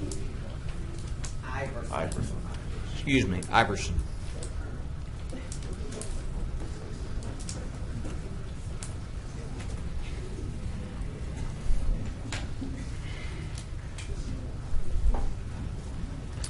Good afternoon, Mayor, Chairman Bowman, and the council.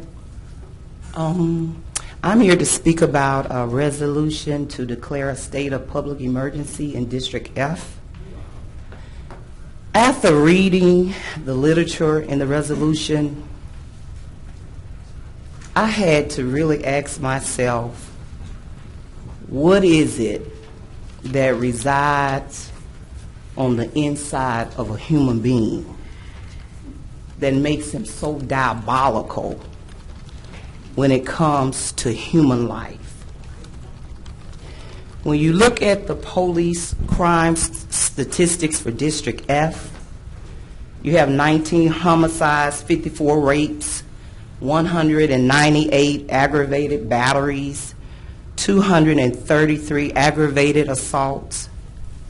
But what was most compelling to me when I looked at the robberies, the burglaries, and the theft for District F, 17 businesses robbed, 121 people robbed, 539 residential burglaries, and 164 businesses burglarized, 523 thefts. According to psychologists, robberies, burglaries, and theft are no more than a byproduct of people faced with huge hardships and financial deprivation. Not a need for aggressive law enforcement. I ask, what is the economic plan, Councilman, for District F? Or do you even have one? 526 thefts. What does this say? What is the behavior really saying? The people are saying that we have no jobs. We are barely feeding our families. 121 robberies. They're saying we need money, not law enforcement. 529 residential burglaries. We're crying out for help, financial help, not law enforcement. Law enforcement being sent into District F can't bring no jobs or economic development to District F. Law enforcement presence will only continue to destabilize District F by writing more fines, taking more people to jail, when they don't even have money as it is. Law enforcement is not the answer. The people are screaming for help. When you look at Ma'am, excuse me, your time has expired. Okay. Thank you, ma'am. Thank you. There are no further requests to speak. We have one executive appointment to be considered today. Mr. Chairman, Yes, sir. I want to make a statement, but before I make a statement, I was in the North Shreveport Business Association luncheon, and Albert Brown, you called my phone. Did you want to tell me something? Well, come tell me what you want to tell me. Is it okay to tell it in public? Come on up for a minute. Just tell me what's on your mind. Good evening, everybody. Good evening. Albert Brown, 439 East 81st Street, Shreveport, Louisiana, 71106. Mr. Mayor, City Councilman, Mr. Chairman, people. Last time we came, we had a situation that they stood up here and they gave us all this different stuff about that they're going to do the contractors and everything, and they stood up here. And Mr. Nichols, you even asked, you told them, said, you've been getting phone calls about the streets. And the people, I live in Cedar Grove with Ms. Williams and my ministry is BIC because I care. And they come there and they bust them streets up and they leave them. They leave them. And I asked that brother when he left out of there, I got up and I went out with him. I said, now y'all sure y'all gonna fix it? He said, well, we promise you we coming. Mr. Nichols, brothers, what day they coming out there? Because they just bust them streets up and leave them and just leave them. And we had to put our little signs out there, let people know they fouling them holes and stuff. And those are the contractors, you know, that they came up here that time and said that they was going to do all this. Have y'all hired them or whatever? No, their construction work hasn't started yet. Their construction work hasn't started yet. You're talking about phase 2 work that's with the previous company. And they do have to go back and clean up some stuff, but the ones that you spoke with, they haven't started their construction work for phase 3 yet. So that's not their work that you're talking about. Okay, because y'all doing that's why we, you know, that kind of contributes to some of the reasons why. I'll just offer that, unfortunately, with the consent decree work over the past several years, that has been a problem throughout the city. And I think what the mayor is saying in part is that one of the reasons that the city decided to change consent decree management firms was that we were having problems of that nature. I've heard from Cedar Grove, I've heard from Anderson Island, Broadmoor, South Highlands, people telling me all over the city that contractors will come and dig up their roads and then leave them literally for months and then not answer their phones and not answer calls from the city, not answer my calls. I hope that's going to change with the new consent decree management firm, and that was one of the issues that I and several other members of the council really focused on when we were talking to this new consent decree management firm, just to make sure that they do everything they can to hold their feet to the fire to make sure that after we've done good work below the surface of the ground, we take care of what's on top. So that's a priority for us, and we appreciate your comment and your attention very much. Okay, because like I said, you know, it really doesn't make any sense that they bust it up and then leave it, and then it's been months, and then one of them been a year. I'm like, wait a minute now, come on, guys. How much longer take to get a bag of concrete and put it back in there where you found it? Well, I hope we'll stop paying people the last bit of their money until they fix the street up on top. That's my plan for it. We'll see how that works out. Okay, all right. We thank you so much. Okay, thank you. We'll say later, but thank you for coming in. Thank you. Mr. Chairman, let me make a statement, and I feel compelled to make this statement.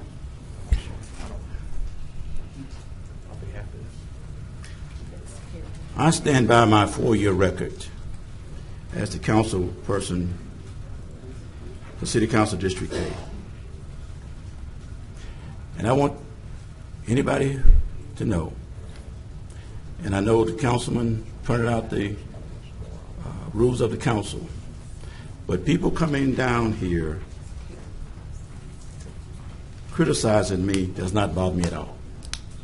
It does not bother me at all, because for someone to insult me, I must first value their opinion. But let me just say to the constituents of District A, I will not take responsibility of what happened or did not happen on the Cooper Road, on MLK, and Allendale, Lakeside, or nowhere else for the 35 years prior to me getting elected to the Shreveport City Council. You chronically have said what has not happened. My tenure with the Shreveport City Council started in 2015. It's documented of what work and what services and what resources I have provided for that district.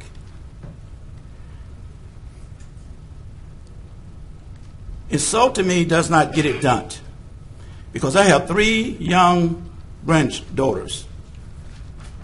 And the youngest one is 2 years old. Her name is Bel Air. And whenever my granddaughters come to see me, they hug me and they kiss me. Now, if they started criticizing me, then I have a problem.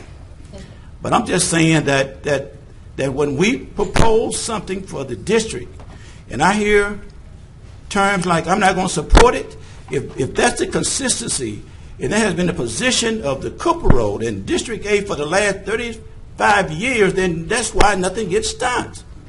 We can't keep rejecting everything that comes before us because we don't feel like it's been what we wanted. I'm gonna yield because I want to say when we get to the point of talking about the bond proposal, there are projects in there for everybody. The recommendations that came to us, certainly we had to modify them. We had to change some things, but overall, it's a good package. And from tomorrow, we would have 90 days, Mr. Settle, to take our case to the citizens of Shreveport to explain to them what it is that this bond proposal entails. And I agree that we must allow them the opportunity to make the decision of whether they want to move this city forward and to address some of the chronic and prevailing problems and issues that we are suffering from. And to do otherwise, in my opinion, for me, would be negligence. And I do not intend to be negligent. Thank you, Mr. Chairman. Mr. Chairman, I've been advised that one additional person submitted a request to speak, Caitlin Douglas.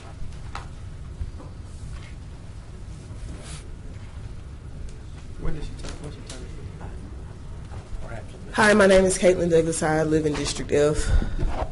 First, I want to say, what good is tenure when you do not use the power that comes along with it properly? No shade. Oftentimes, I've come to meetings and I've been discouraged as one of the millennials who so often and so many times in this one meeting and various other meetings that we say, how do we keep the youth in Shreveport here? We do not do it by lying and saying that what it is that legislatively you are designed and positioned to do, you do not do. So when you get a little backlash, even though it may seem a little uneasy, you were voted here to do what people expect you to do, which is to listen to what we want and to do what the majority rules. And there have been several times that I have been told, well, that's not what we do here. Then who does it? Who does it? I'm 24 years old. I'm 24. My friends are leaving and they are thriving. And it is not easy to see that the people who we are supposed to be looking for mentorship from and guidance from on how to blaze the trails that you so proudly say that you're trying to set, how? We are leaving because we are not heard. We are leaving because what we see before us is not the example that should be set. The youth are listening and they are watching. We host events. We network, we connect with one another, we love our city. District F is one of the most underserved, over-policed, and economically drained districts in this whole city. When a liquor store, payday loan shops, hair stores run by people who are not black, in a community full of black people, when that is the example that you are setting, what standard do you expect for the youth to follow? When police officers have to work in ice cream shops, have to have second and third jobs to make ends meet, fresh out of college, and you can go next door to Dallas and Houston and do a lot better. This bond proposal is a rush job. We are not as transparent as we should be, and I don't think that the process was as thorough as it should be. We have not explained the interest that is going to come for the youth who are going to get old, who don't want to leave here because this is home. Do not pass this. If you want youth to thrive here, and you want things to change, and you expect me and my peers to take care of you, you have to do better. Excuse me, your time has expired, but thank you. I understand. But my final thought, absolute your power. time is expired, ma'am. Your time Thank is you. expired. Mr. Thank Chair, you. Mr. Thank Chair, you. may I ask her a question? May I speak to her? Ma'am, let me say this to you, that I live in District F. I stay right next door to you, sir. And for 12, let me explain this to you. I have not been here in 12 years. So all of the neglect did not happen in 7 months. But I promise you, give me the opportunity as I left it before. Sir, I gave you the opportunity when I voted for you. No. Listen to what I'm saying. Give me the opportunity that when I got out of office the last time, it was in a better shape than what I found in this time. Thank you. Okay. And to counter what he says, just to answer him, sir, I've stayed next to you my entire life, and this is the first time I've ever had a conversation with you. That should be an attestament of the job that you are doing. You need to do better. I'm challenging you to do better. You know where I live. You see my grandfather out there. You can knock on my door, but I cannot knock on yours. That is not the level of transparency that you are actually realistically putting out to the community that you say you serve. You have to do better. Thank you. Thank you. You may have seen yesterday. In fact, I could go to my house now and bring notes that people leave at my door. I can bring any neighbor to my door. Here again, let me just say, as what Willie just said, you can come up here and talk and say whatever you want, talk at me, whatever, but I promise I'm going to do my job. And for 12 years, I have not been here. The last 4 years, most of the people, 99.9% of the people of 4 years ago that's coming up here today did not come for the whole 4 years and had not come in the last 12 years. Ma'am, I'm not talking to you. Listen at this. Don't know what your issue is, don't know you, don't know your mom, don't know your dad either. Don't know what your issue is. Okay. So, Mr. Chairman, would you call order, please? I sit there and I listen to you. Okay.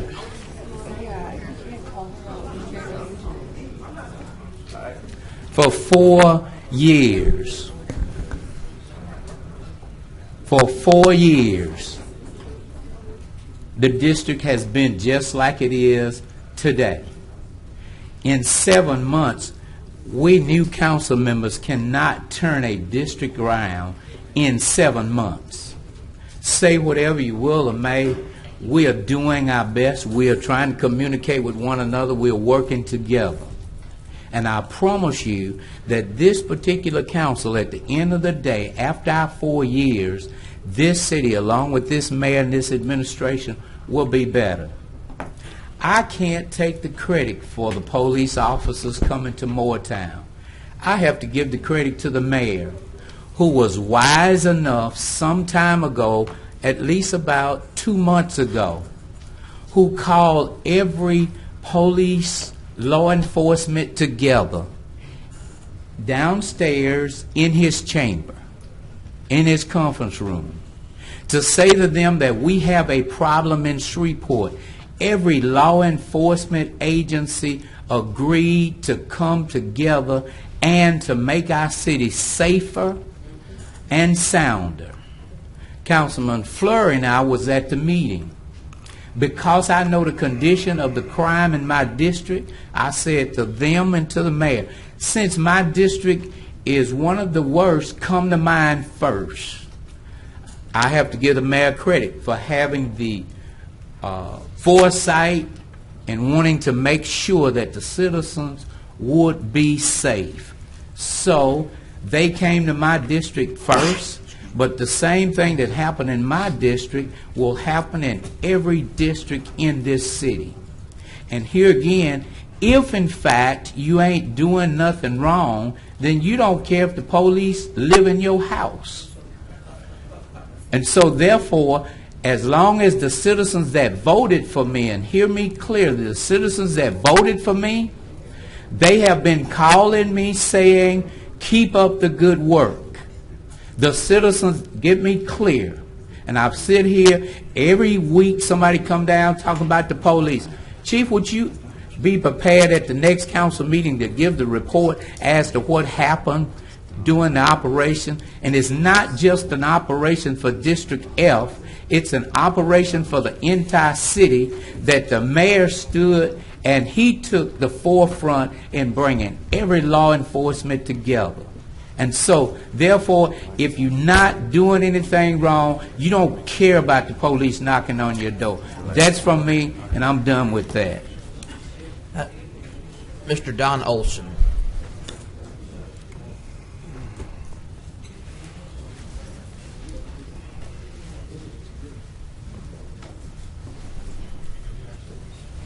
Good afternoon.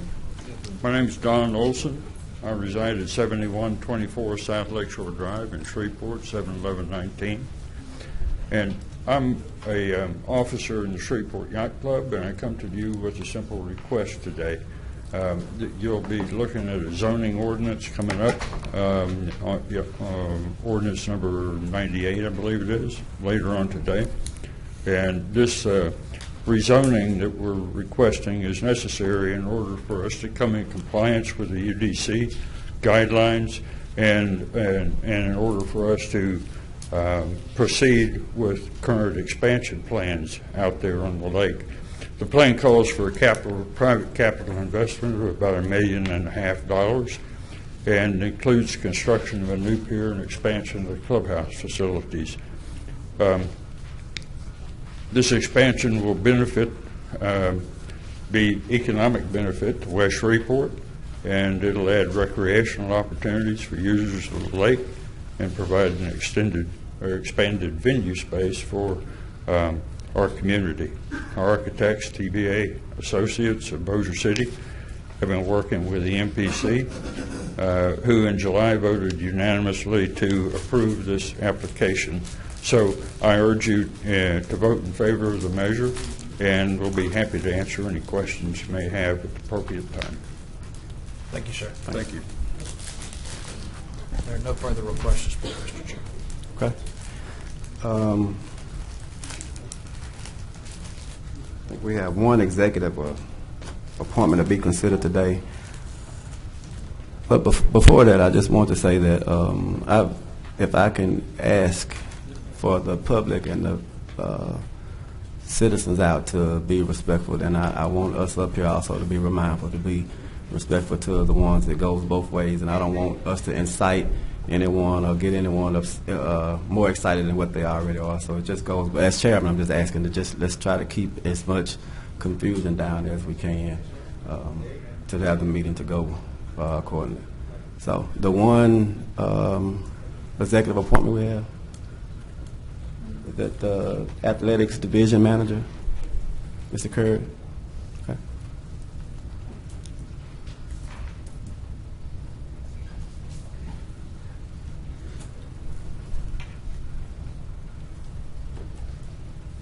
Good evening. Great, Mr. Curry. I think most of us, did you all meet Mr. Curry? I don't know if you. It was like 3 weeks. It was a few weeks ago, yeah. So, did you all want to have anything you want to engage with again? I think we was comfortable with it, Mr. Chairman, so I also move that he be confirmed. Okay. It's been moved by Councilman Bradford and a second by Councilman Green to confirm Mr. Curry as Athletics Division Manager. If there's no other discussion, please vote.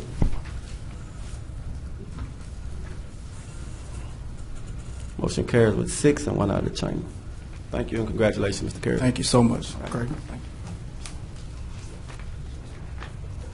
you. There are no other items under consent.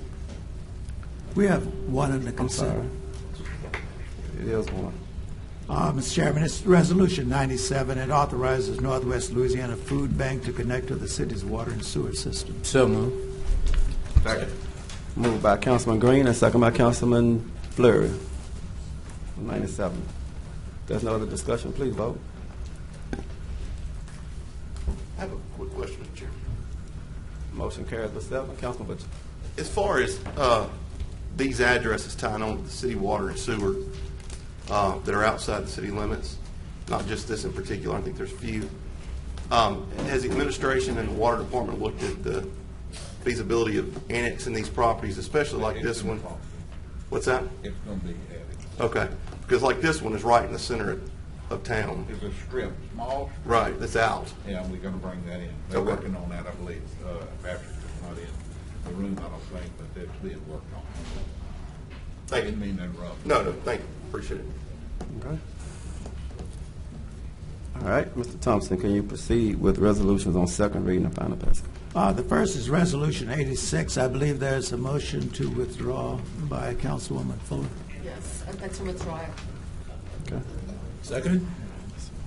Been moved by Councilwoman Fuller and seconded by Councilman Bradford to withdraw 86. If there's no other discussion, please vote. Motion carries with 7. Mr. Thompson. Resolution 95 authorizes the use of certain city-owned equipment by the Junior League of Shreveport. So moved. It's been moved by Councilman Bradford and seconded by Councilman Fleury for 95. If there's no other discussion, please vote.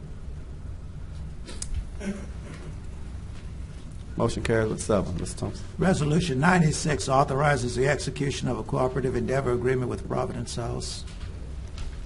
So moved. It's been moved by Councilman Bradford and seconded by the chair. If there's no other discussion, please vote. Number 96.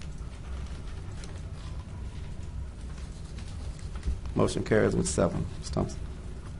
Resolution 98 authorizes the release of the state fire marshal and any other state entity from responsibility or liability for inspections performed by the Shreveport Fire Department Prevention Division.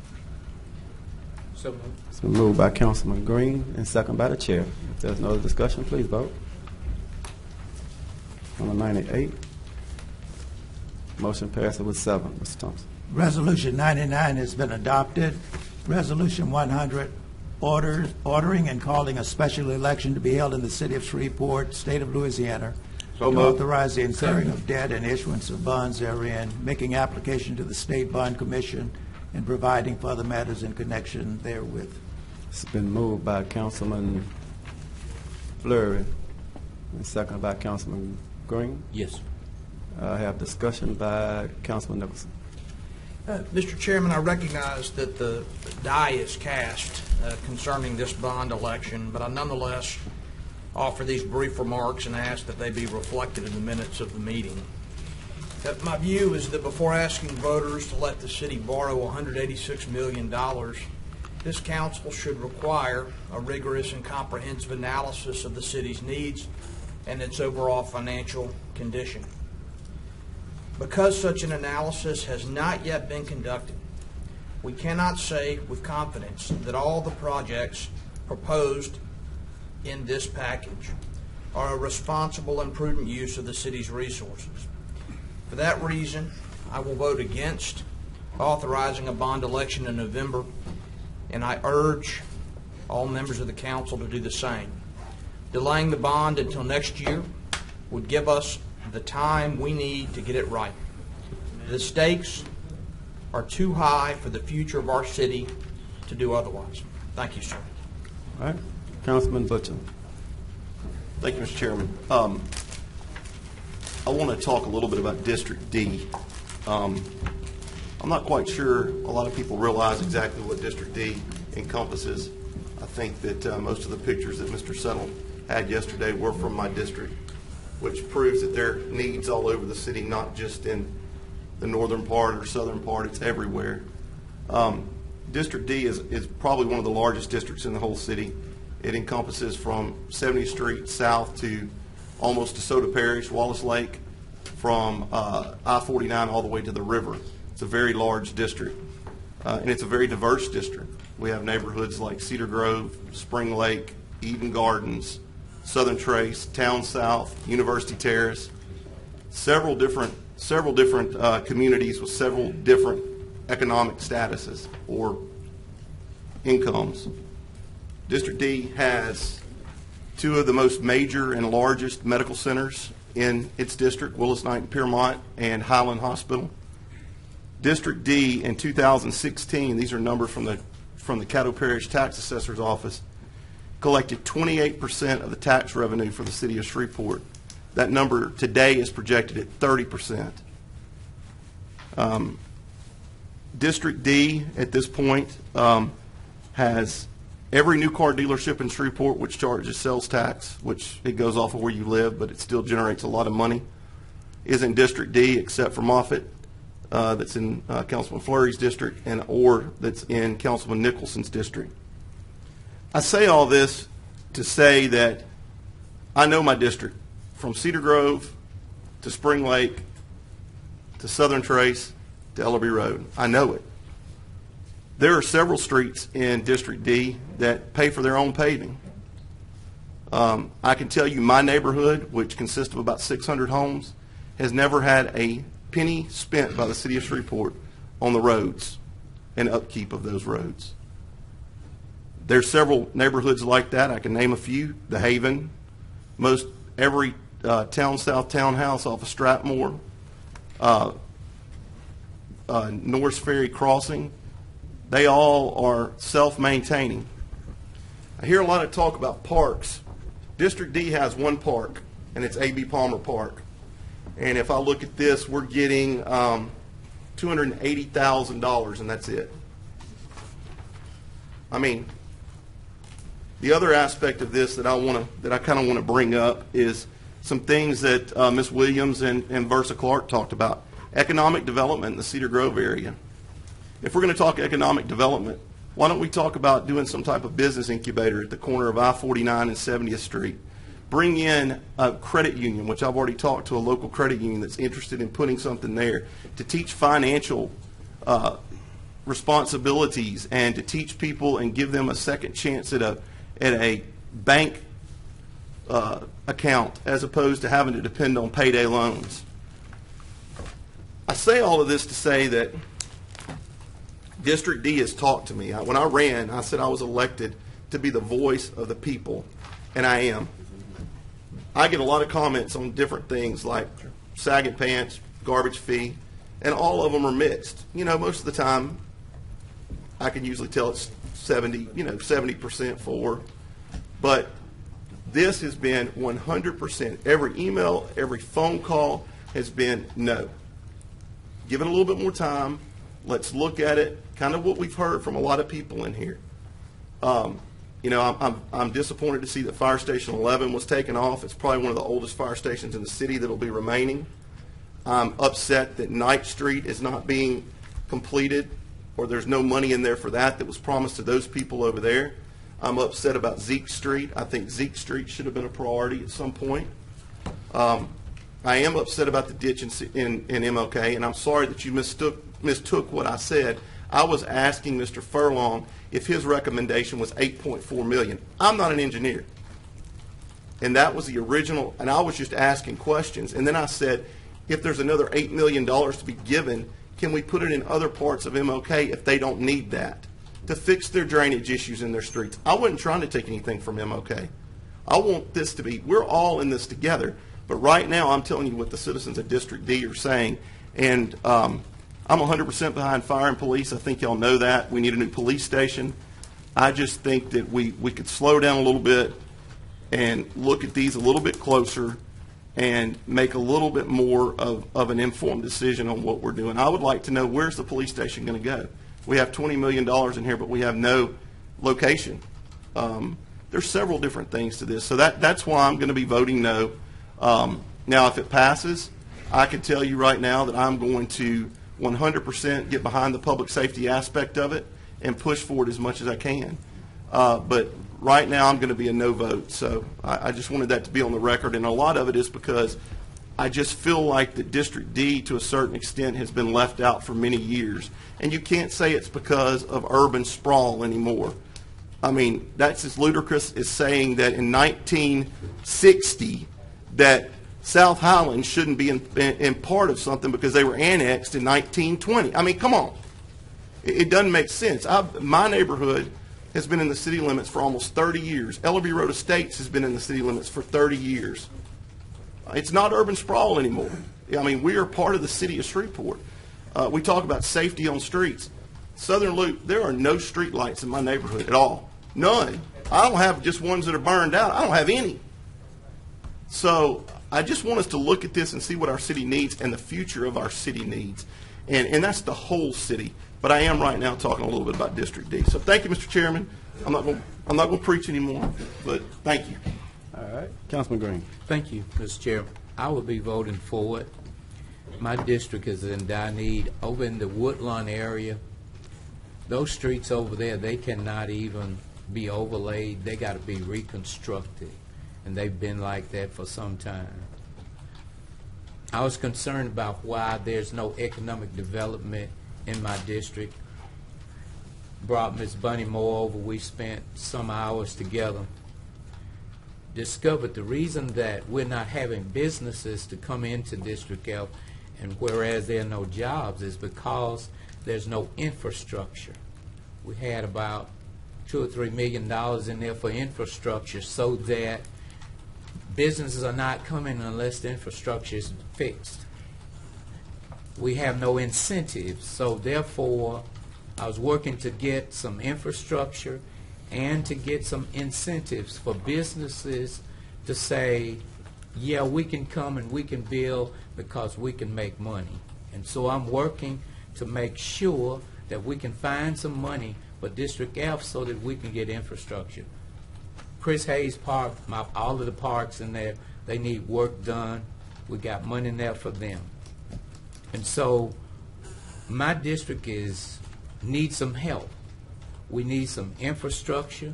We need some incentives for businesses to come so that people can have jobs. But if the infrastructure in a city is not there, businesses are not coming. They're just not coming just to lose money. We need some infrastructure, and I'm working, number one, hard to make sure that that happens for District F. I feel for the people. There are a number of streets in my district that need, but in the Woodlawn area, all of those streets are dilapidated.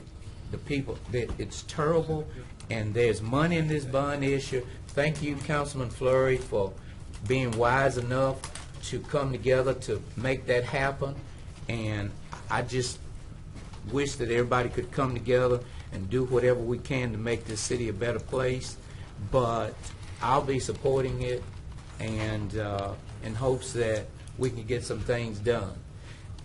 Ms. Moore, I'm going to be still working with her and her team to make sure that we get some infrastructure in District F and throughout other communities that's in this city. Thank you, Mr. Chair. All right.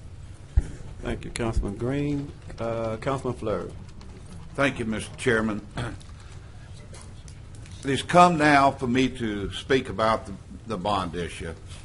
The 6 two-point mills that we are going to use, that would be able to use. I've had a lot of time to think about this, to pray about this. I was always one who said that I preferred sales taxes, that sales taxes help capture those folks that came from outside of the state, East Texas and other places, to spend money in our city. But I came to the realization that sales taxes never die. They never go away. And so I had to think about what I could do for my district.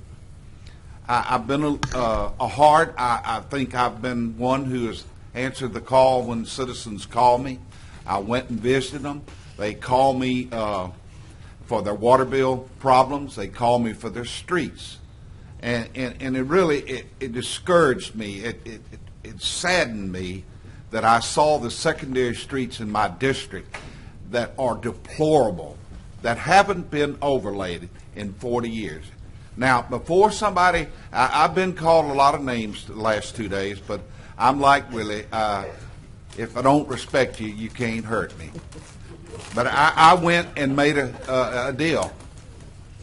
I made a deal. I said, I'm going to see what I can do to at least let the citizens have a vote. That's democracy. You either vote it up or down, but this whole debate has been wrong. People have sat here and said this and that. We're not there. All this is today, ladies and gentlemen, is to simply say we're going to ask the citizens, can we borrow some money? Now, I've heard all this they're talking about. I ain't getting this from my district. I wish Mr. Smith had a stayed. Mr. Lester, he is a very intelligent man. He comes down here and says some good things. But I got news for him. Do you all not remember when James Green and I lit up the lights here on the first few weeks of the council? We butted heads. Now, let me tell you about James Green. I come from a whole different side of the track. But let me tell you, James Green he's a moocher. He is a guy that's always going to fight and get. And you can see when the final numbers come out, James Green has been picking the plums ahead of the rest of us because he's working hard for his district. And we have an understanding. We love each other, but we're going to disagree about some stuff.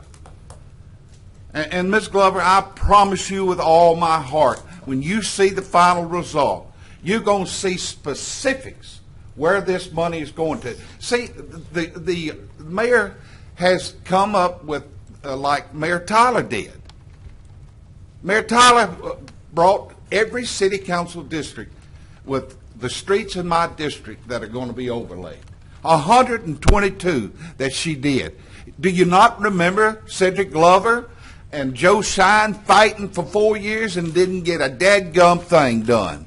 We came here and we sat down in 2015 and we started spending money, overlaying streets and doing things. Cedric couldn't get the time of day out of Joe. You remember that. It was battle down here. Wow.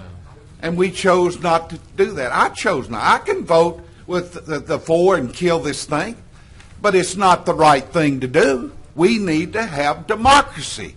Let it go to the ballot and let the people decide. If they don't want their street in their neighborhood overlaid, and that hadn't been overlaid in 40 years. Now, let me tell you about this ditch up here that keeps bringing. I would not recommend the Dale Carnegie course that you will come, you don't criticize, condemn, or complain. I'd have come down here and said, look, this is why we need it in our district.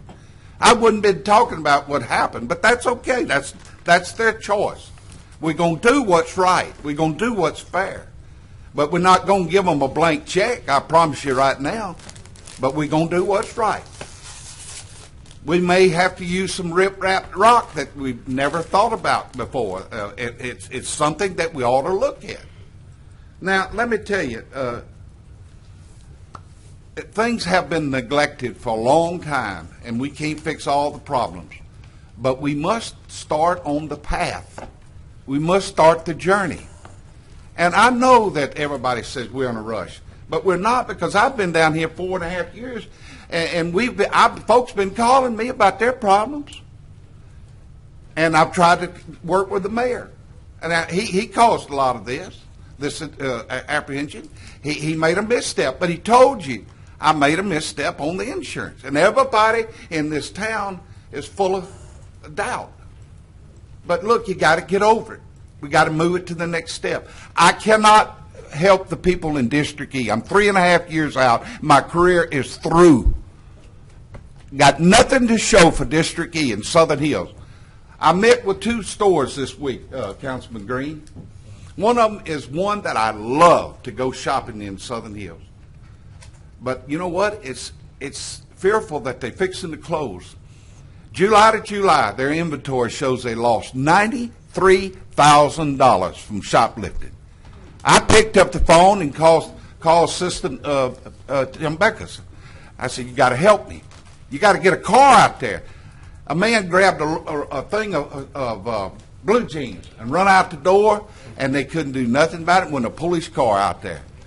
Then I went right down the street and I talked to one of my favorite grocery stores. I bought 2 watermelons. Both of them were ruined. Wasn't soft on the inside, and I was mad. And I stood up there talking. I said, "What about your losses?"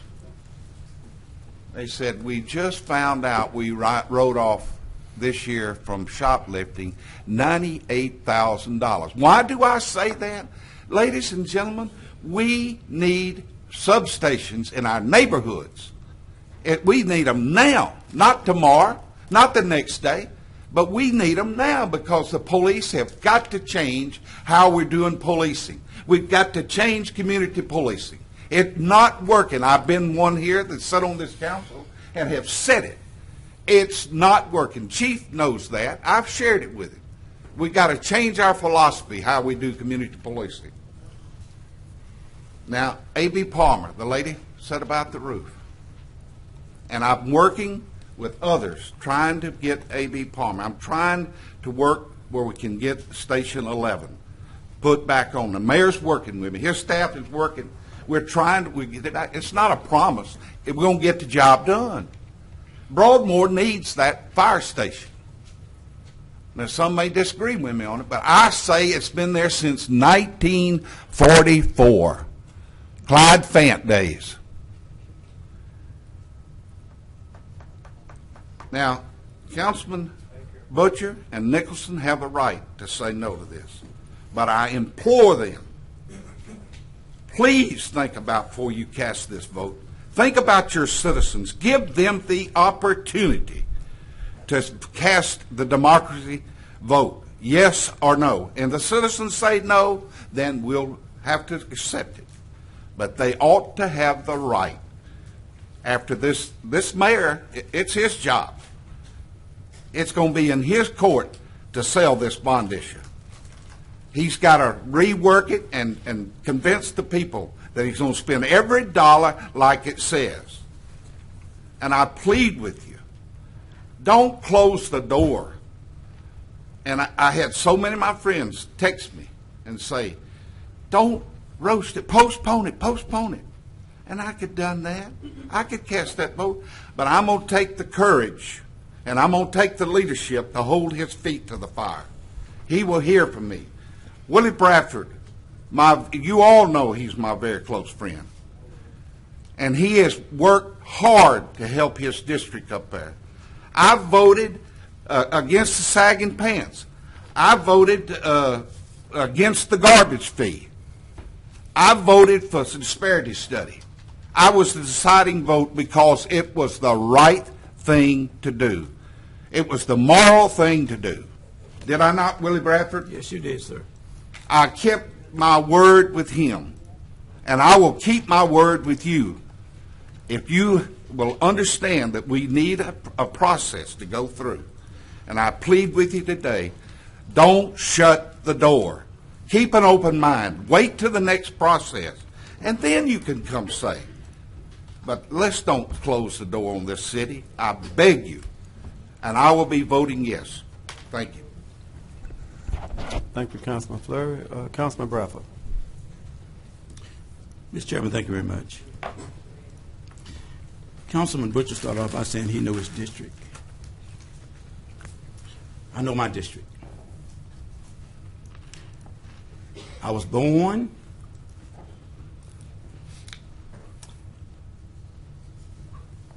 I was raised. I went to school. Matter of fact, yesterday I was recognized by Booker T. Washington as the first councilman who graduated from Booker T. Washington to be elected to the Shreveport City Council. You hear me say I have a day job, and I work in my district. My day job is that I manage and I coordinate health services in medically underserved communities. I managed a clinic on the Cook Road for 25 years, and I also oversee the clinic in Lakeside, Allendale for 22 years. I provide underserved residents of those communities with health care regardless of their ability to pay. I write off over $500,000 a year in health services that people who cannot pay them. That's why I go to my day job, so that I can help people. Now, a hero of mine once said, it was a letter he wrote while he was in the Birmingham jail.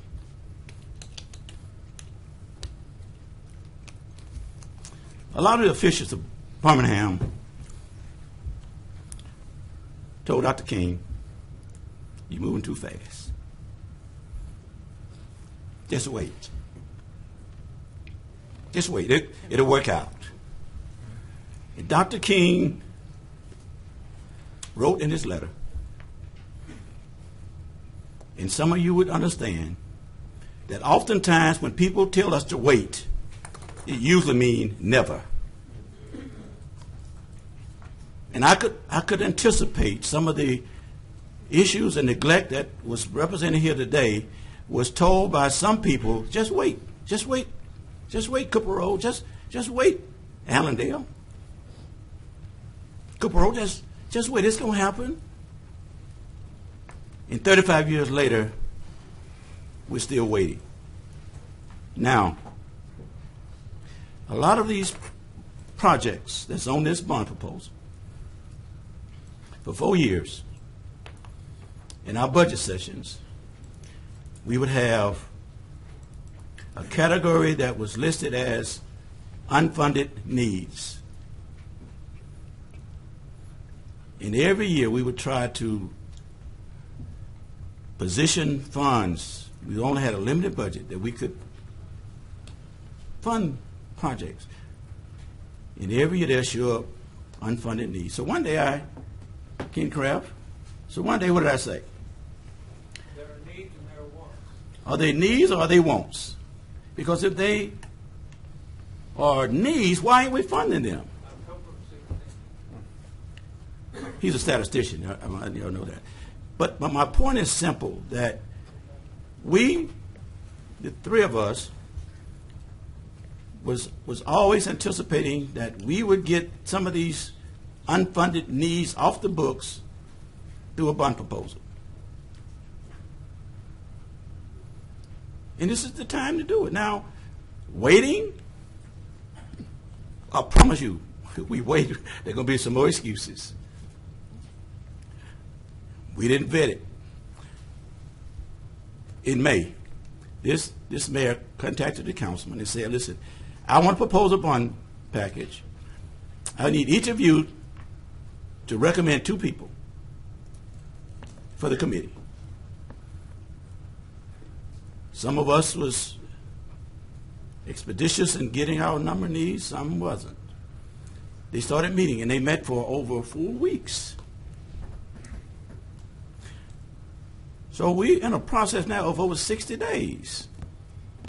I don't think it was rushed. I don't think it was rushed at all. But the important thing, this is my final statement on this. At the North Shreveport Business Association luncheon today, I got a glimpse of the presentation that will be going around the city. After the meeting, I asked Ms. Jones. I said, Ms. Jones, this was impressive. I mean, all the department heads who have items on the agenda who called us. I talked to every department head. I called Pratchett Furlong last week when I heard about a $16 million ditch. I said, Pratchett, what is this? He said, I can get it done for a whole lot less than that. I rode the ditch. I didn't realize that half the ditch was already paved. Then I found out they cleaned the ditch, and it looks pretty. So the question was, does this ditch represent a problem for flooding? Is that ditch a contributor to the flooding on the Cooper Road? And the answer is no. It does not contribute to the flooding. And the Cooper Road constantly floods, but the flooding is coming from a different source. So I talked to Patrick, and we worked out a scenario to where we can do different surfaces, but we can also do paving for a lot less. And I fought with the mayor. We compromised, and we got the ditch in the bond proposal. But I also, in my meeting last Thursday, was presented with demands, a request rather, from the 2 organizations or 3 organizations I work with the closest. That's the Martin Luther King CDC, whose president is Alma Rogers, and the Martin Luther King Neighborhood Association, whose the president is Benny Doty. They had requests. And I told the people up there at the meeting, I said, what about these people? What about them? $16 million for a ditch that we can easily mitigate with less funds in the streets and other drainage issues up there that have not been addressed in 40 years since they was annexed into the city? What about them? What about them? James Flores right. 4 years, 7 months. Some of us, Mr. Bowman, Mr. Flores has 3 years and 5 months to go. I have less. I have committed to my wife that I will not serve to the end of this term. So I want to see something tangible done before I leave this council. If the voters decide that they want to reject this bond proposal, I can't do anything about that. If some people is telling me that they're going to oppose the bond proposal because some of the projects that they want are not in the bond proposal, they're not hurting me. Then that's not going to hurt me. I have fought for this city for most of my lifetime. But if the city rejects the good that we're trying to provide for this city, I will leave this council satisfied that I tried. Won't hurt me personally. God has been good to me and my wife in Bel Air. We have a good time every week. And we plan on going on a trip. That's my commitment to my wife, my commitment to this city when I took that oath of office on December the 24th, 2014, that I will do my best to uphold the interests of this city more than my own. That was my pledge, and that will be my pledge. I haven't asked anybody for anything personally for myself. It's always been about what I can do for others. This will give the people an opportunity to decide if they want to do something for themselves. And I exhort us to give those citizens of this city that opportunity. Mr. Chairman, thank you very much. All right. Thank you, Councilman Bradford. Councilwoman Fuller. Thank you, Chair. I have a question for our CAO, Mrs. Jones. What is the actual cost of the bond? When you say actual cost. After interest, when we calculate the interest in, what is the actual cost? I could get that number for you. I know our annual debt service, is estimated to be about $15 million per year, and that is, sufficiently covered by the amount that we're asking for the voters to continue. Okay. I feel like a lot of my feelings about this have already been covered. I've listened to the citizens of my district, and they have implored me to vote against passing this on and to delay. I think that I don't think that that actually flies in the face of Dr. Martin Luther King Jr. for us to slow down on this. And I do think that we need and deserve more specifics.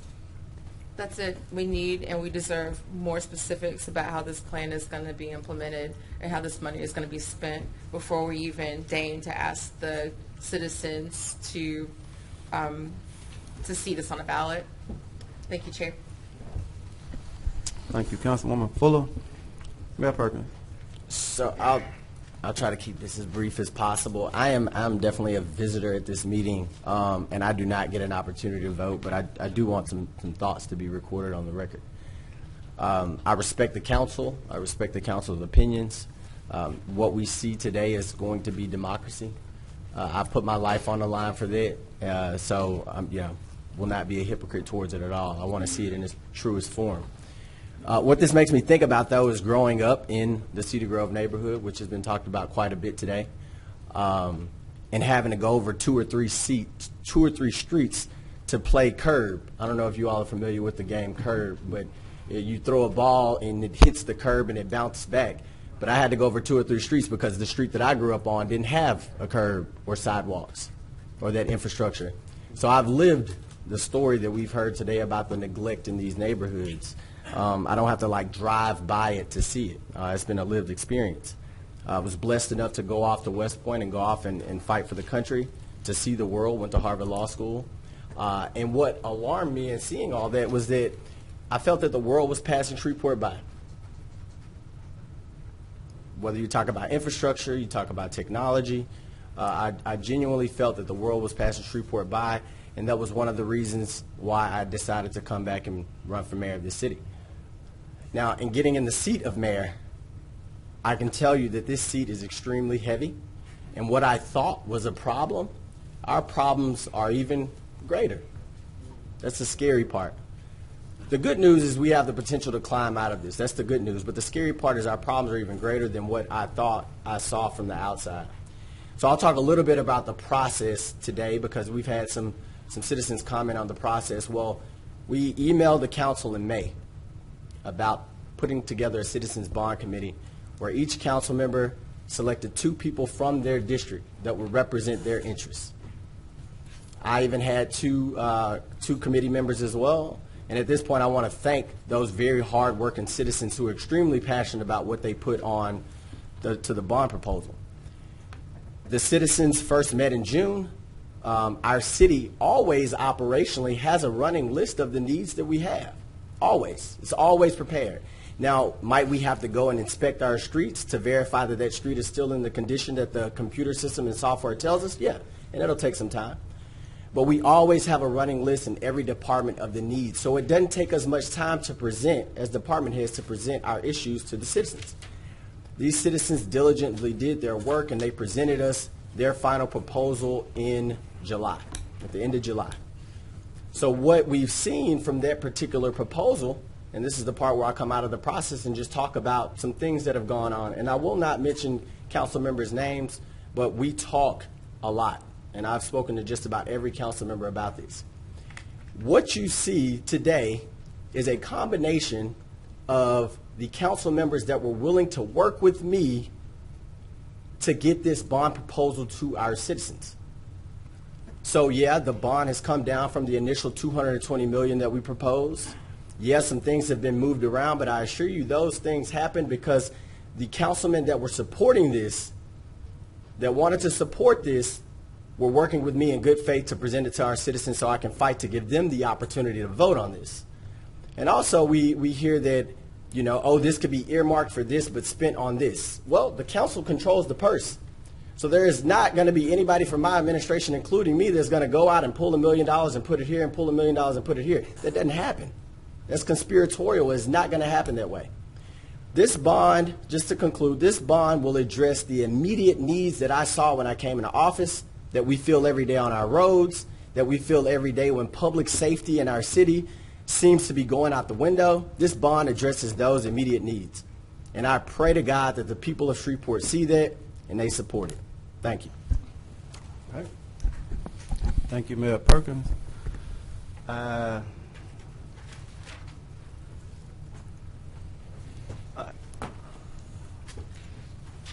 think we should, for me, anyway, I think we should just go ahead and that's Jerry's opinion, just to let it go to the voters and let them decide. And that's the reason, that's the main reason I will vote yes. I had some concerns and some issues on a few things that were on there. I'm glad to see it had been scaled back some from the 220 to 186. Would I like to see it go back some more? Yes. Can we afford to do that? I don't know. I saw a lot, heard a lot in the past 7 months about Fairgrounds Field. I didn't hear that come up at all during this bond time. So it's some things that I have some concerns about, and I just want to say that. But I do want to send it to the voters, and I agree with most of what I see on there. And again, could some be scaled? Maybe. But we'll leave this up to the voters as far as I'm concerned. Thank you. And we are at that point. If there's no other discussion. Mr. Clerk, is the vote is for the main motion? Yes. If there's no discussion, please vote.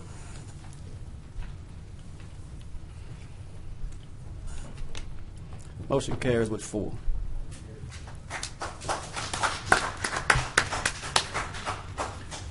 Resolution 101 authorizes the mayor to dedicate the 5,000 block of Greenwood Road in honor of So the moved, late Mr. Chairman. Reverend Dr. It's been moved by Councilman Bradford, second by Councilman Green.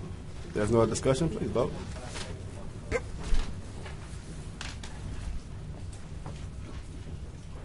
And I'm listening, Ms. Fuller. And the motion carries with 7. Mr. Thompson? We're now in the introduction of resolutions. Resolution 101 authorizes the mayor to execute an acceptance of act of donation between the city and Burgundy Oats LLC. Resolution Mr. Thompson, I can't hear you. I'm sorry. I can't hear what you're saying. Resolution 103 authorizes the mayor to execute an acceptance of act of donation between the city. So moved. No, these are all. Oh, these are Introductions. adopted. Okay. Sorry. Burgundy Oaks LLC for the water and sewer main extensions and related facilities to serve Burgundy Ridge Unit 14. Resolution 104 authorizes the mayor to execute an acceptance of act of donation between the city of Shreveport and Polestar L.A. Shreveport for the sanitary sewer main and related facilities to serve 412 West Burt Coons Industrial Loop. Resolution 105 authorizes the mayor to execute an acceptance of act of donation between the city of Shreveport and Enabled Mainstream Partners for the Brooks Road Water Main Extension. Resolution 106 authorizes the mayor to execute an acceptance of act of donation between the city and Southern Home Builders, Inc. For the sanitary sewer and water main extensions and related facilities to serve Newcastle Pines Unit 1. I second the motion for introduction. You motion. Second. There was a motion. It was moved by Councilman Bradford and second by Councilman Fleury. Well, I thought it was reversed, but anyway. We're now in the introduction of ordinances. Ordinance 99 amends the various articles and sections in the City Unified Development Code. Ordinance 100 amends Division 5 of Article 9 of Chapter 42 of the Code of Ordinances. Ordinance 101 is an annexation ordinance tag number 19-01.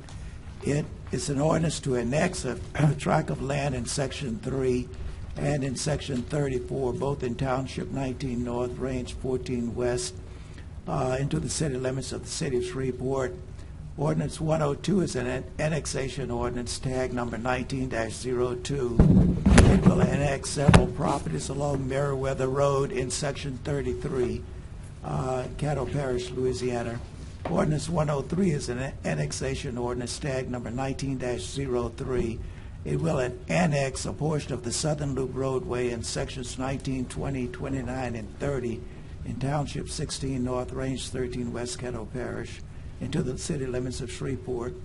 Ordinance 104 is an annexation ordinance tag number 19-04.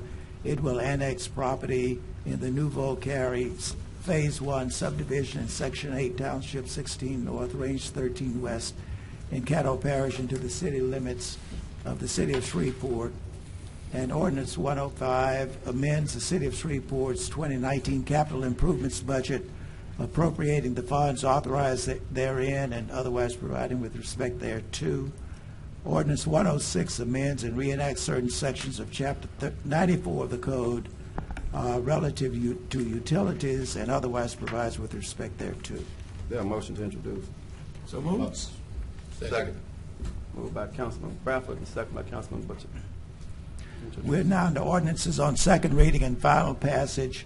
The first is Ordinance 78. It adds Section 20-220, affidavit attesting that city contract was not secured through employment or payment of solicitor, to Chapter 26, Finance, Article 6, Contracts, Division 1, generally of the city of Shreveport, Louisiana. Earlier, there was a motion for a technical amendment that was adopted, so the motion today should be a motion to adopt the ordinance as amended. Okay, I have Councilman Nicholson. Mr. Chairman, current law requires all persons and entities who receive value for services rendered in connection with a contract for the construction, alteration, or demolition of a public building or project to execute an affidavit confirming that they have not taken any illicit action to procure that contract. They haven't paid anybody off to get city business.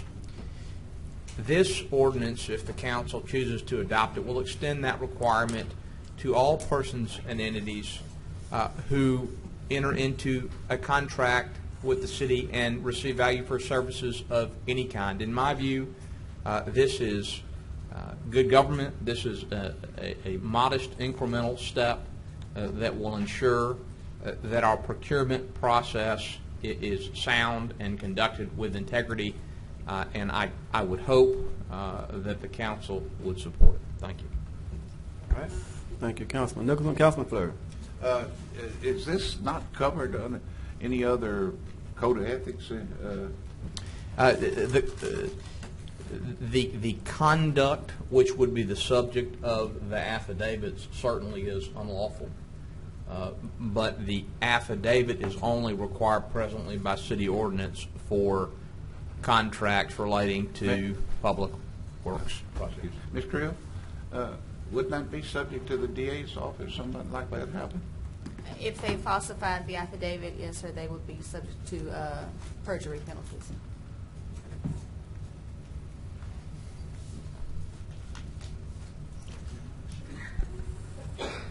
Okay, that's all I have on my part. Okay. Thank you, Councilman Fleury. I had a question on that, but I get on the board myself. Councilman Green. This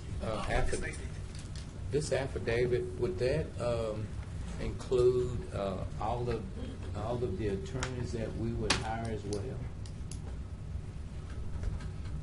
By the way that it's presently constructed, I don't believe so, but I haven't reviewed the actual legislation to be definitive on that.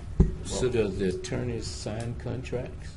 They do sign contracts. I'm not sure if this legislation would have this affidavit added to contracts for services for legal purposes or if it's just for construction purposes. So I do want to be clear about the consequence of the legislation, as I appreciate it, Mr. Councilman Green. Yes, this would require every person or entity that enters into a contract with the city to provide services, including lawyers who represent the city, to sign an affidavit confirming that they have not engaged in any illicit activity to procure the work. That include lawyers on a truck? It would include lawyers, Councilman. Okay. What about the ones that are already employed? Yes, they would. So they'd have to go back and redo all of this? Yes. I wouldn't be for this. It's too much red tape. Councilman, would you entertain, what hypothetical is it that this would catch that's not currently? So, Mayor, my appreciation is that the current city ordinance requires a person to receive value for services rendered in connection with a construction contract to sign an affidavit confirming that they have not employed someone illicitly to procure city business. Yes, kickbacks. Okay. So my view is if we're making architects and engineers and people involved in construction contracts sign an affidavit like that, why shouldn't we make lawyers who did business with the city sign the same affidavit? And I will say, Mayor, that if the concern is, as Councilman Green has indicated, that we would have to go back in time, if it would earn the administration's support for this to make it prospective only, I certainly would entertain that amendment. I mean, from an operational standpoint, I would say yes to it. I'm just thinking through the hypothetical that this would catch, that it's right, that we're not right now, that there are no penalties or any enforcement mechanisms in place right now for it. I'm sorry, Mayor, I was listening to our city attorney. No, it's okay. No, so I was just trying to see what hypothetical is it that this would catch that we currently, from an operational standpoint, yeah, being a perspective definitely helps. But I'm trying to think of a hypothetical where we would catch or be able to enforce something that is unethical or illegal that isn't already unethical or illegal. Well, this affidavit provides an additional enforcement mechanism for behavior that's already illegal. So obviously, paying someone a kickback to procure city work is unlawful, is a crime.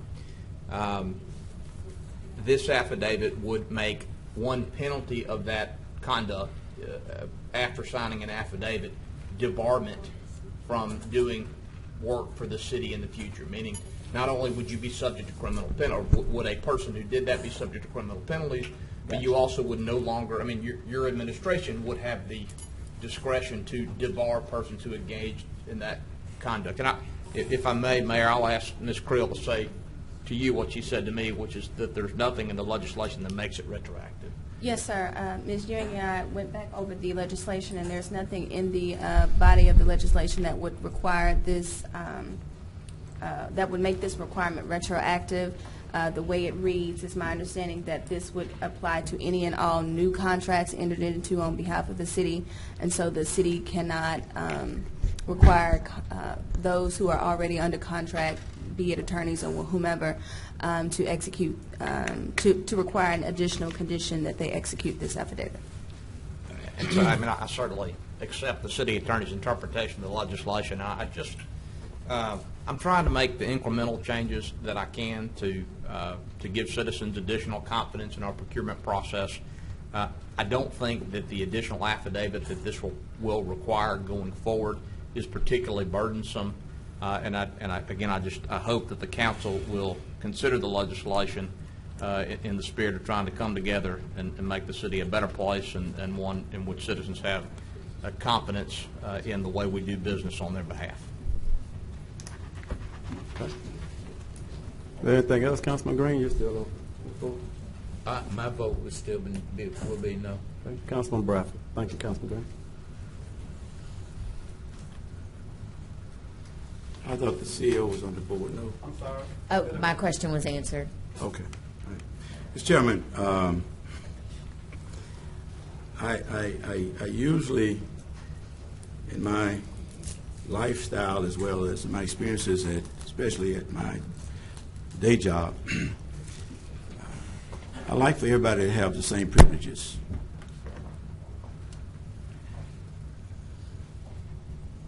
Our previous mayors had a privilege of awarding contracts at the most best qualified, reputable company, and I don't see it broken. I don't see it being broken. It could go technical. I mean, what about people who give you campaign contributions? Is that a infringement on their ability to contribute to my campaign if I in some way recommend them to get a contract? I know instances after instances where friends of the mayors, previous mayors,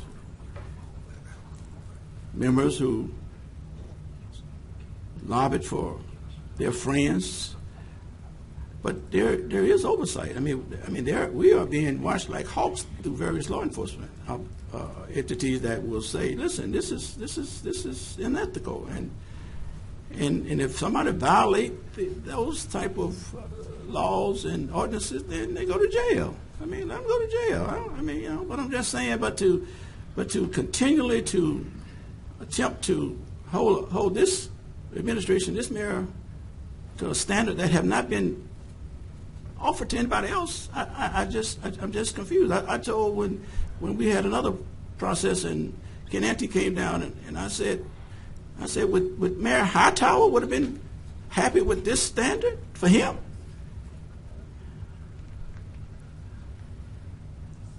I just don't understand why we want to feel like this mayor, this administration cannot be honest and reputable in how they transact the city's business. I don't understand that. There's nothing that I've seen that would make me want to say sign this contract saying that you ain't the mayor's friend. That makes no sense to me. That makes no sense to me. The same standard that throughout the tenure of Shreveport council, mayor, council, form of government, all of a sudden needs changing, and I don't see that being broken. Mr. Chairman, thank you. Thank you, Councilman Bradford. I yield to Councilman Nicholson. Mr. Chairman, I won't belabor my remarks, but I will say that this has nothing whatsoever to do with constraining the authority of Mayor Perkins. Had I been a member of this council when Mayor Hightower was the mayor of this city, I would have proposed the very same legislation. And I think it does not require much study of this city's history over the past 40 years to see that we, in some ways, as a body and as an administration, before anybody sitting up here was elected to office, have fallen short. I'm not trying to constrain Mayor Perkins. The man has as sterling a resume as anyone who has ever even thought about running for mayor of the city of Shreveport. I'm just making a suggestion that we extend to all contracts or services an affidavit requirement that already exists for construction contracts. I've been a lawyer long enough to know that we shouldn't trust lawyers who do business with the city of Shreveport any more than we trust contractors. Everybody who does business with the city needs to be held to the same standard. It's got nothing to do with Mayor Perkins. As talented as he is, he's one man, and he can't oversee every procurement event that the city is involved in. This is a very modest change to the way our procurement process works that will ensure its integrity. And Mr. Chairman, members of the council may have reasons for opposing this legislation, but if their reason for opposing it is that they think it in some way constrains the mayor or is motivated by animus toward the mayor, then they are mistaken. Thank you. Mr. Chairman, Councilman Bradford. Councilman Nixon, and I appreciate your remarks. Certainly it's not personal, it's all business. Now, always tell me, if you can, because have there been an instance where the way that contracts awarded, has it been a concern to you? Or is there an instance to where you can identify why you feel like this is necessary? I'm certainly not aware, Councilman, of any instance in which a kickback has been paid for a city contract during my time on the council. And like every member sitting around the horseshoe, if I were aware of that, I would take appropriate action. Sure. I've done my best to read the entire code of ordinances of the city and to identify legislation that I think will make the city a better place. When I read the ordinance that requires contractors to submit this affidavit, I said to myself, why do only construction contractors have to do this? Why shouldn't everybody who does business with the city have to do this? Why do we hold construction contractors and architects and engineers to a higher standard in terms of this affidavit than we do other people that do business with the city? So I just want everybody who does business with the city and gets paid for doing business with the city to be held to the same standard. That's my only motivation. Thank you. Thank you.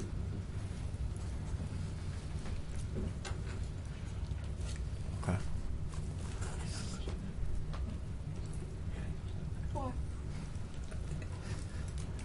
It's a waste more time. Okay.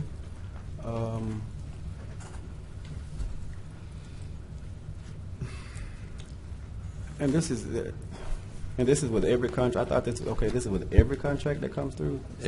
Every contract for services rendered, so not purchases of goods, to my understanding. But if you're providing a service to the city, if you're a lawyer or a consultant, are you doing anything for the city and you're getting paid money for it? Lawn contractors, cutting grass? Yeah, yes, sir.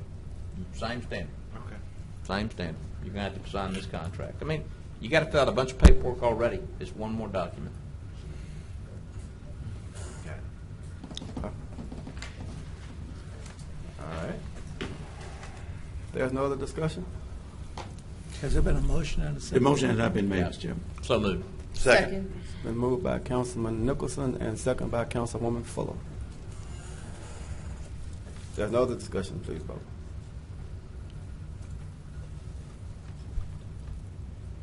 Motion carries 4.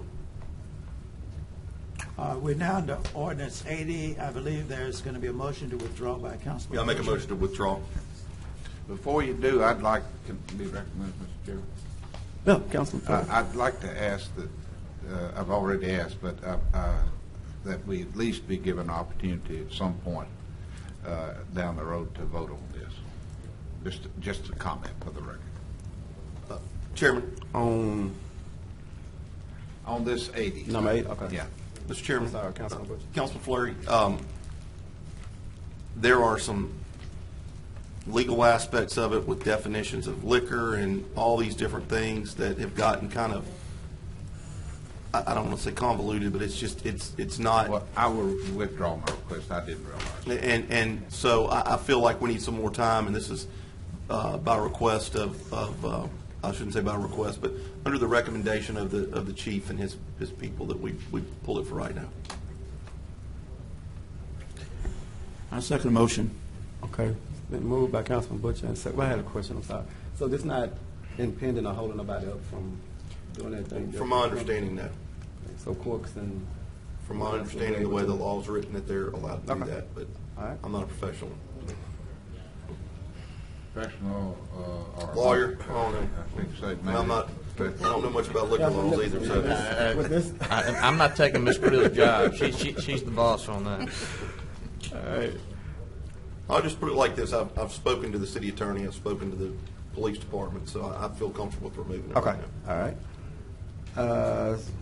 Motion was made by Councilman Butcher and it was second by Councilman Bradford. If there's no other discussion, please vote. Motion carries with 7. Ordinance 87 amends the 2019 capital improvements budget. This concerns the airport authority. And most of the funding, if not all, comes from the federal and state. So moved. Second. It's been moved by Councilman Butcher, second by Vice Chair Nicholson. If there's no other discussion, please vote.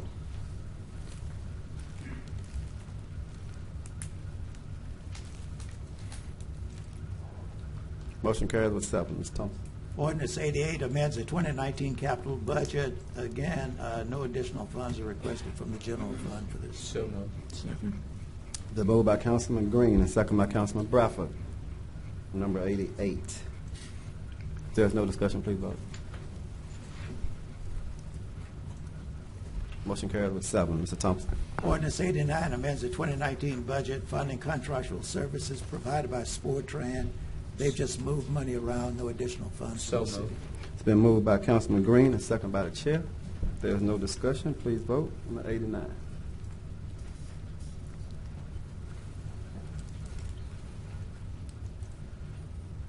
Motion carries with 7. Mr. Thompson. Ordinance 90 amends the 2019 Downtown Entertainment District Fund budget. They're moving funds within their budget to do roof repairs. So moved. It's been moved by Councilwoman Fuller and second by Councilman Green. If there's no discussion, please vote.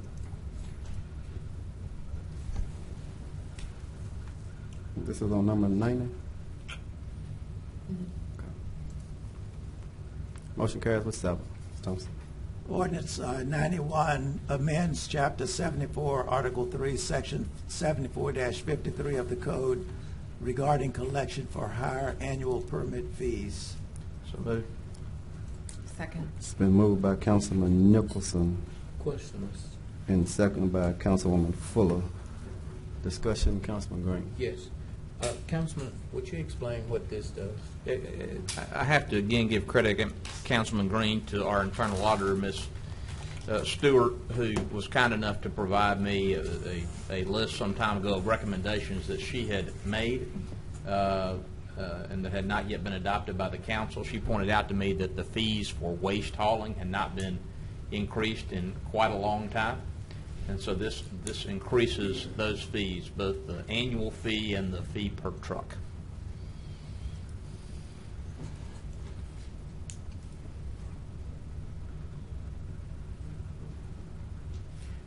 The annual fee? Say it again.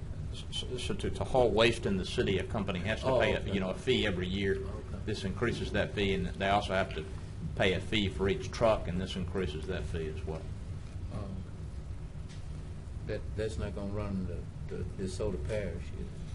Well, I'm hoping we'll capture at least a little bit of revenue since everything seems to be going out of town. But no, sir, I don't think it will reduce who we have operating in the city.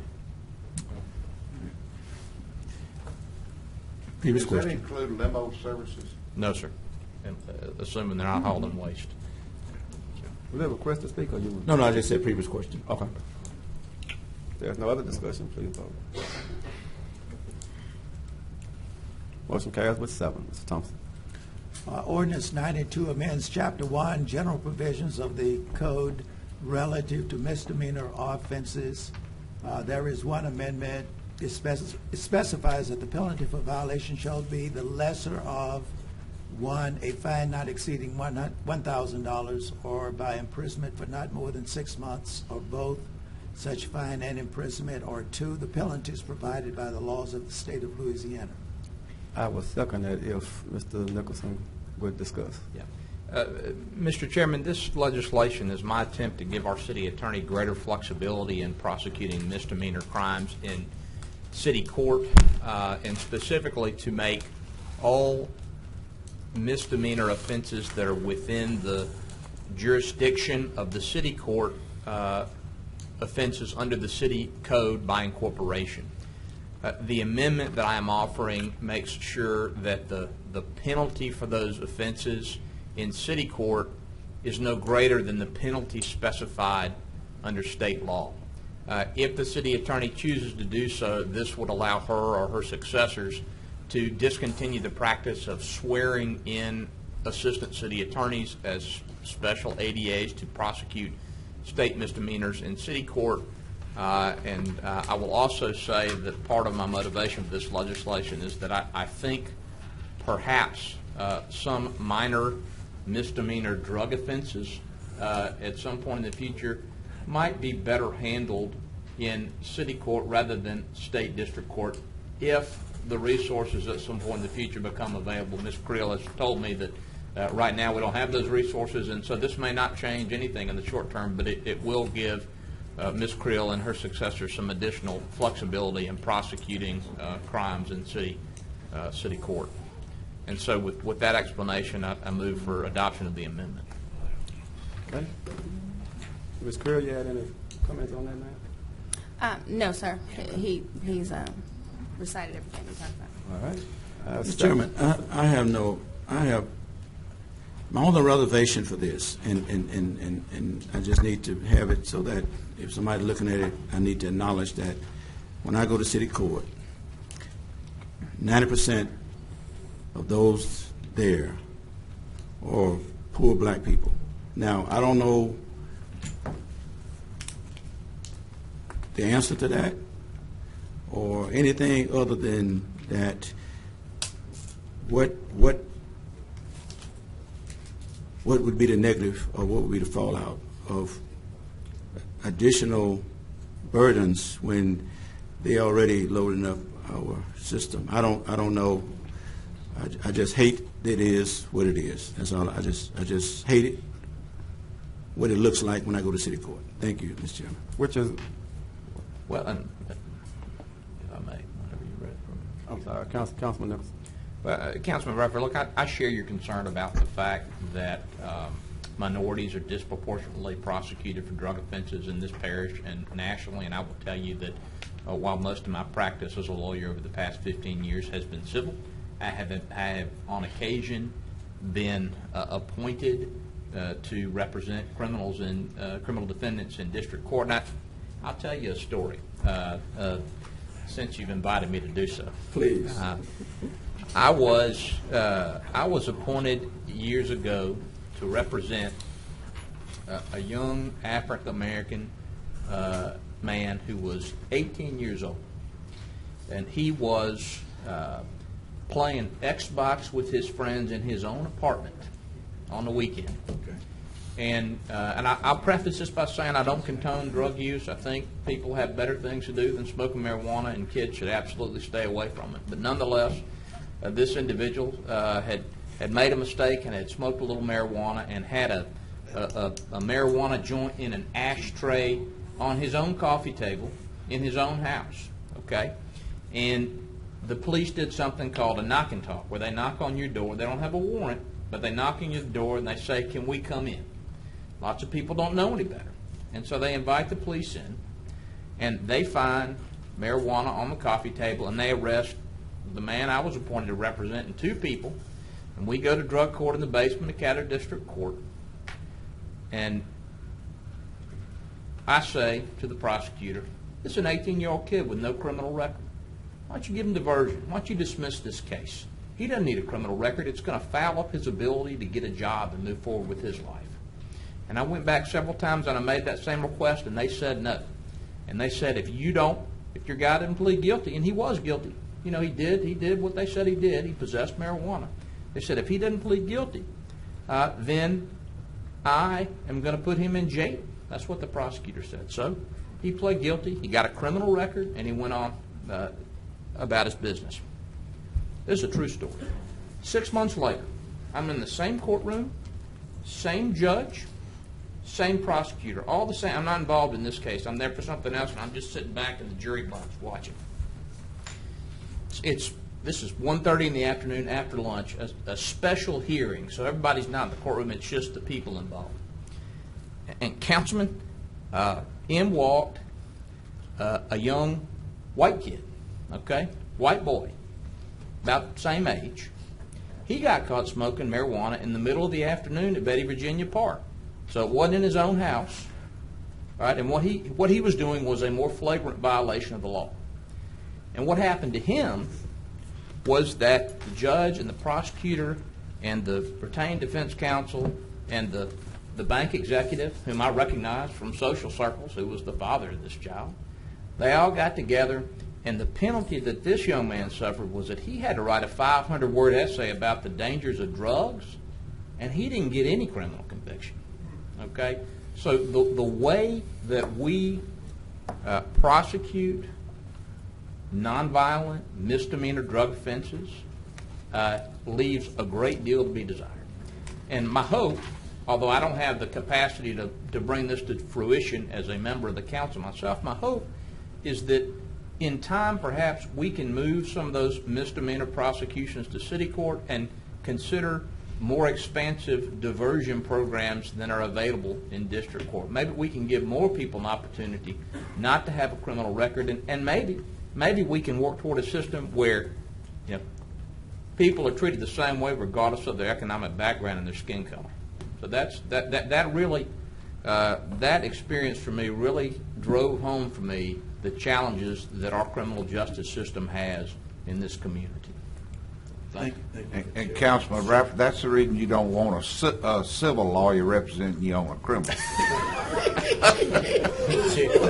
That was a low blow, Councilman. It was a low blow. Maybe it was the lawyers. I do have. Disregard that statement, Councilman Dickerson. I Strike that statement. City Attorney Creel and then Councilman Green. Yes, sir. Thank you, Chairman. 2 things. Number 1, I was not the prosecutor that... No, she was not. I'm sorry. Not the prosecutor. Just to clear that up for the record. And number 2, any action that the city attorney's office takes, if this ordinance is passed, would be taken after careful and considerate conversations with the elected DA, either now or prospectively going forward. I would not make any substantial changes without first. Well, I should please let me interject since we're on the record. I don't mean my comments as a criticism of the current DA, and that happened before he was elected. So I'm not criticizing Mr. Stewart. You said that. I'm not criticizing Mr. Stewart. You're just messy today, Mr. Ford. Okay. Thank you. So my motion is on the amendment. I can't punch request, so I'm raising my hand. So with all that said, Councilman, would it be prudent before we pass this that you would go and have a conversation with the DA to explain to him your feelings as to how the system is, and two is, lawyer, what's broke about this already?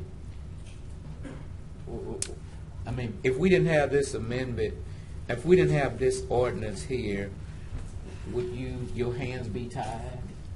No, sir. So We would does just this- continue with business as we have been. So does this untie your hand, or what does this do? Because, for instance,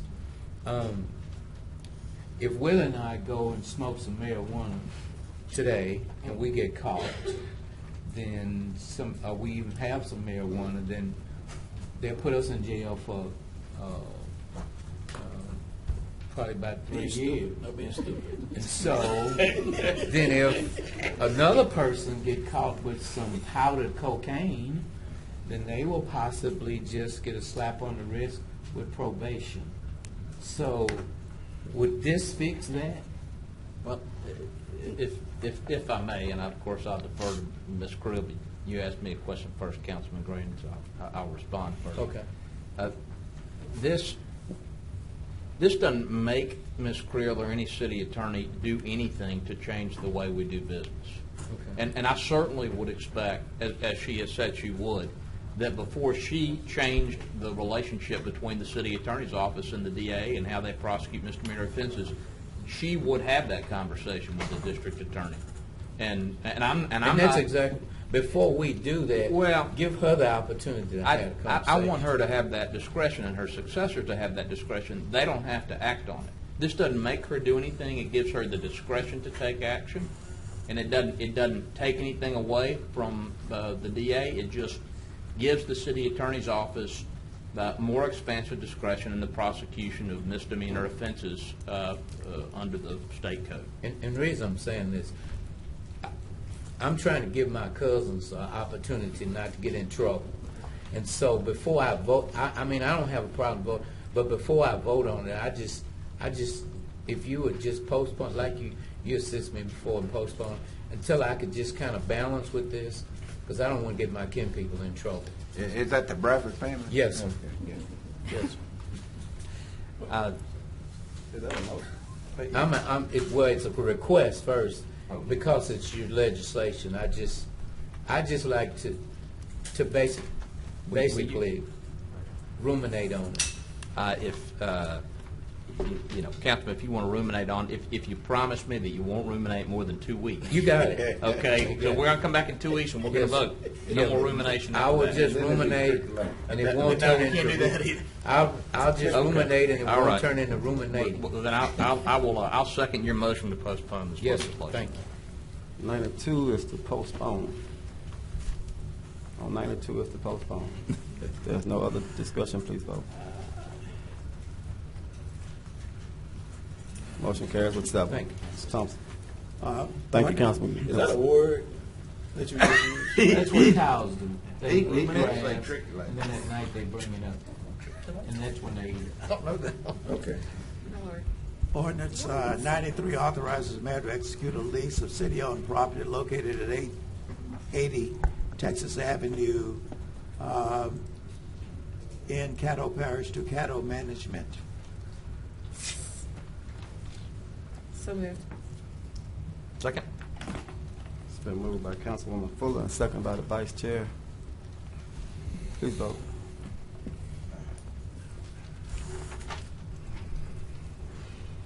Motion carries with 7. Mr. Thompson. Ordinance 94 amends section 26-274, execution of contracts associated with purchases of the city of Shreveport. And there is one amendment. This amendment changes the requirement for city council approval of contracts over $500,000 to $1 million. Motion to adopt the amendment? Second. The amendment is from, tell me again, from 500 to To 1 million. 1 million.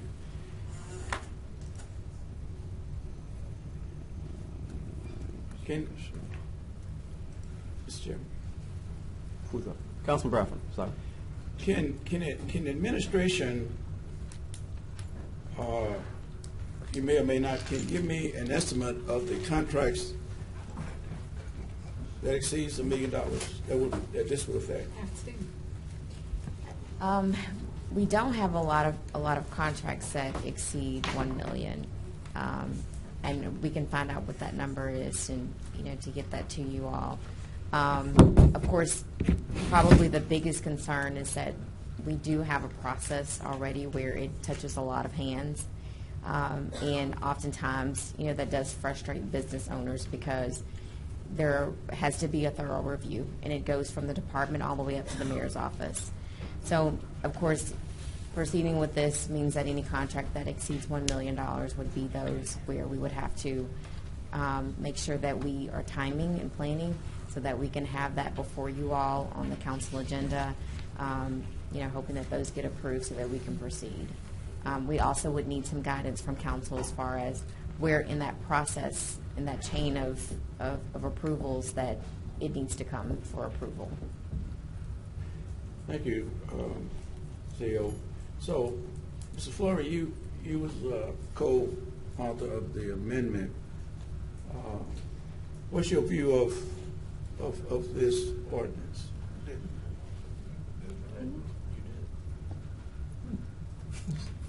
No comment. No comment. Okay.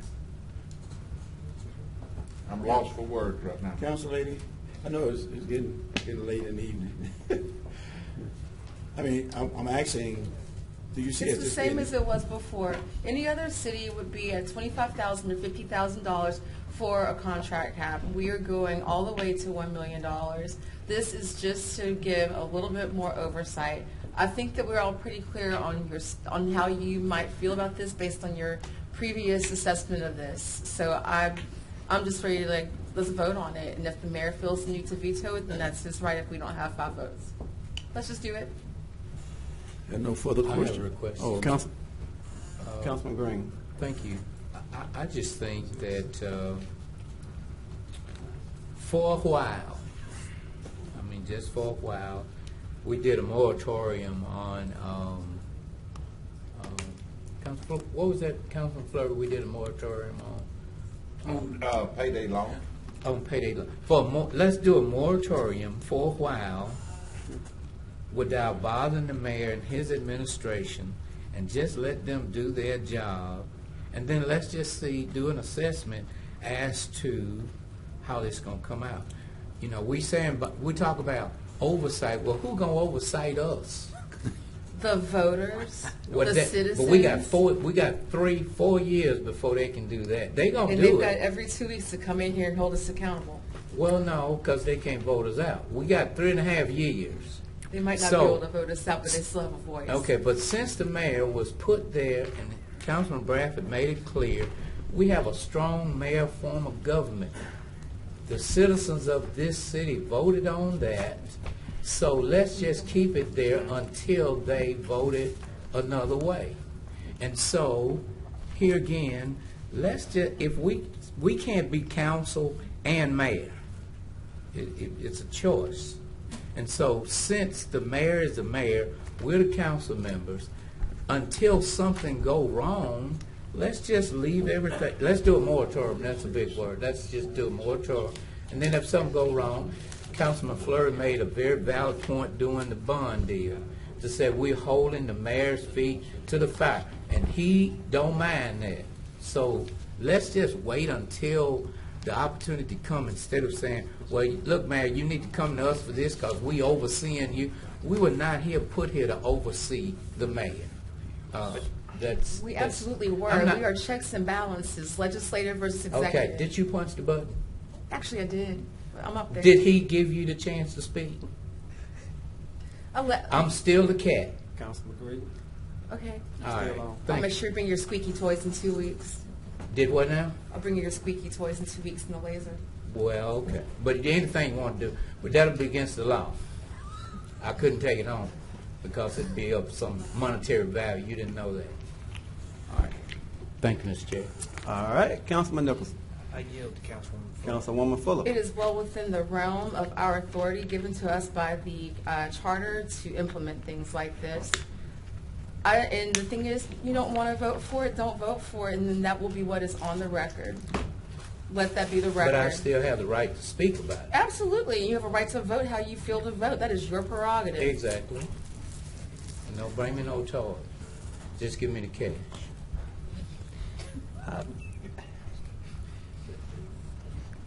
Is it Councilman Phillips? Councilman Nicholson.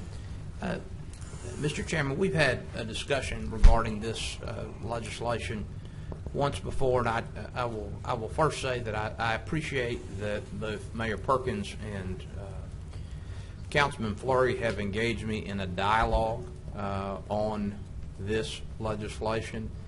I want to point out for the record that what we are proposing is very much in line with what cities around the country do. I had a member of my staff in my law office do a little research, and he identified the following cities which have caps below $1 million, for council review. Charlotte, North Carolina, which has a population of almost 875,000 people. Rochester, New York, which is about 200,000 people. Mobile, Alabama. Knoxville, Tennessee. Frisco, Texas. Cape Coral, Florida. McKinney, Texas. Sioux Falls, South Dakota. Chattanooga, Tennessee. Point St. Lucia, Florida. I don't know how I came up with that one. Providence, Rhode Island. Columbus, Georgia. All these cities and many others around the country require council review at some level. You know, when I initially introduced this legislation, I had proposed $100,000, and Mayor Perkins and the CEO said to me, you know, Nicholson, that's going to be too burdensome. That's not workable. We got too many contracts at that level, and the council's not going to be able to review all those. And I heard him. And I don't think after some reflection that it would be practical for this council at this time to be reviewing contracts at $50,000 or $100,000. But at $1 million, the council will be required to review only the largest contracts that the city is entering.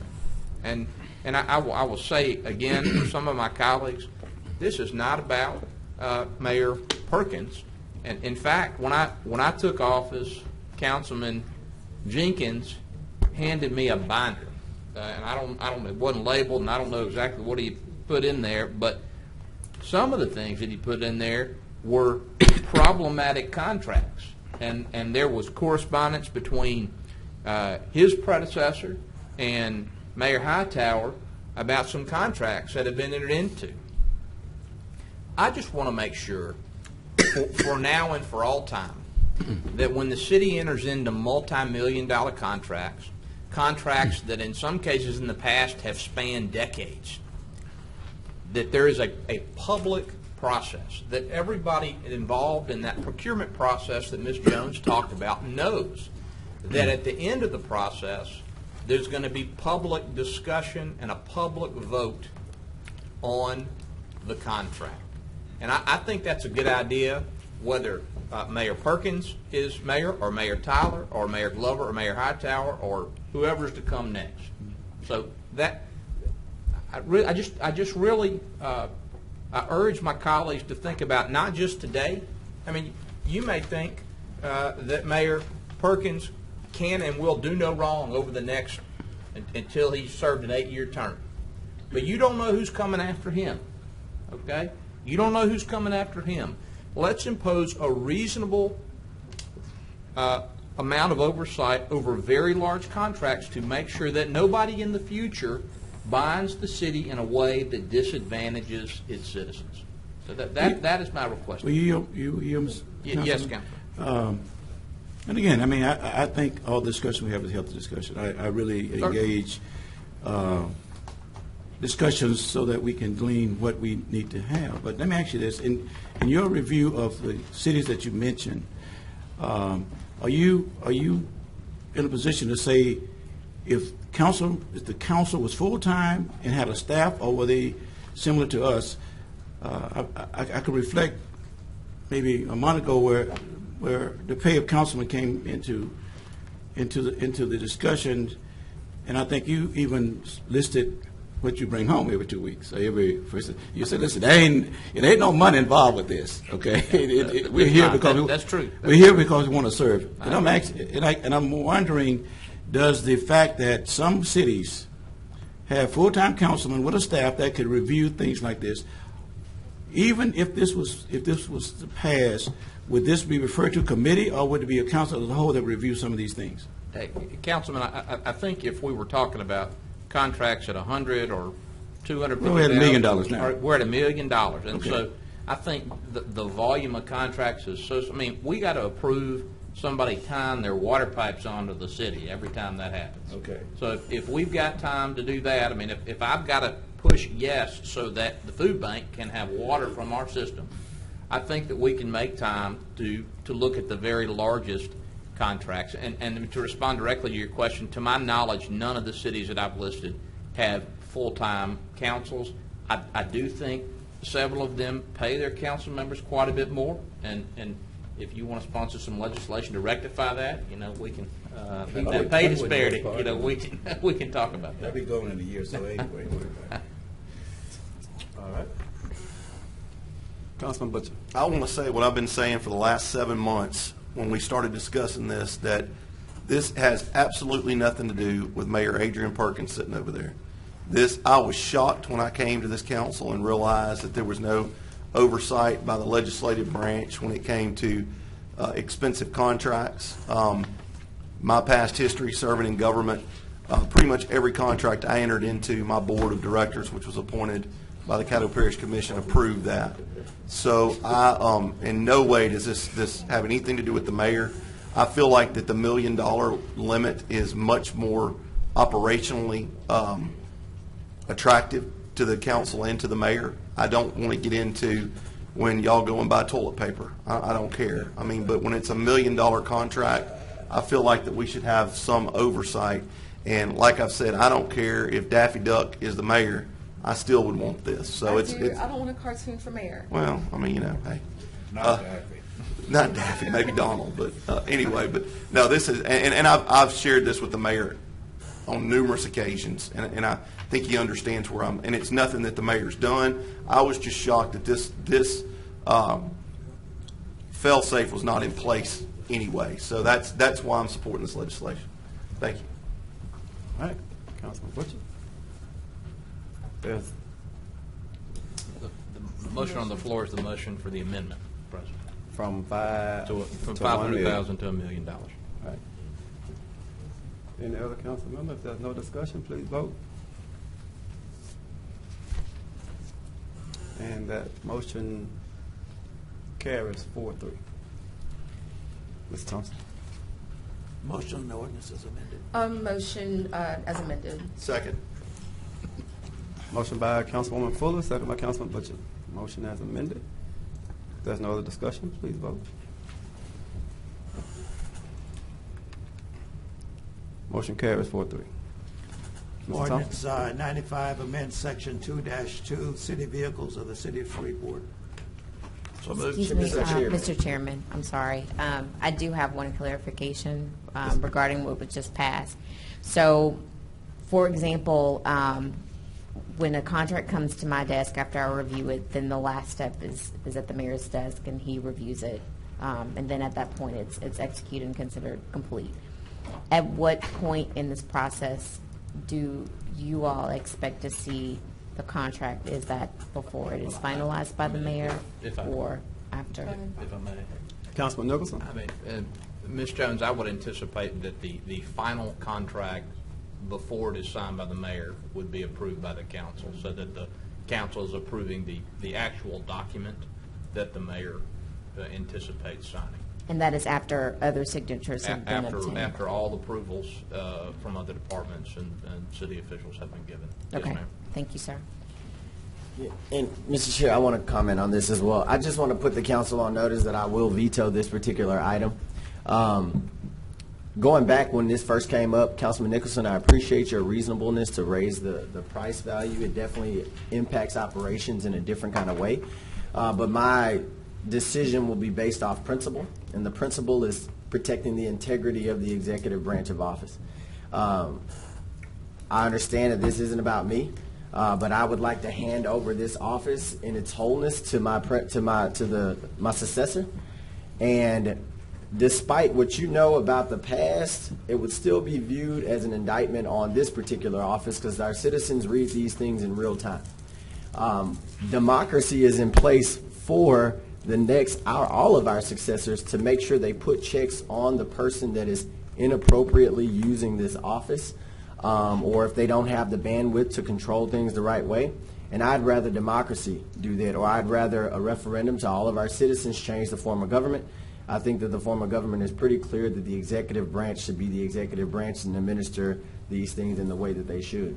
Also, and apart from that, we have done everything we possibly could think of, and even more than previous administrations in being transparent. As a matter of fact, the tool that we've given the council to review documents right now in real time, specifically for you all, has only been logged into one time, just one time since. So in addition to that, I also have a staff. So when me and Sharika get these complex water and sewer documents, we have a staff that we can call up and come and sit with us to walk through the more technical components of it. These $100 million contracts, as infrequently as they come, each and every one of you will very likely, in doing due diligence, will have to call each and every one of my staff members that it pertains to walk you through the technical components of that. I don't think you're currently equipped with that, and that again would affect operation. So the operation piece still comes into play, but it's more so a principal piece that I'm going to veto this on protecting the integrity of the executive office here in the city of Shreveport. Thank you. Thank you, Mayor Perkins. Councilman Green. I missed the discussion. Can y'all go back over that? You got to watch. Mr. Chairman, let's move forward. That's what you get for leaving the room. Mr. Mayor, my comment. Mr. Mayor, this legislation that we just passed, if I were you and I was the mayor, I'd veto it. What's that? What he just said. That's what you just said. See, when you leave the room, say what happened? We need a TV. Can we get a monitor back there? I'm sorry. Let's get a monitor in the back. Thank you, Councilman. I'm sorry. Thank you, Councilman. Good advice. I appreciate the advice. I'm sorry. All right. I must have a gift of design. Councilman Green. I'm good. All right. I'm done.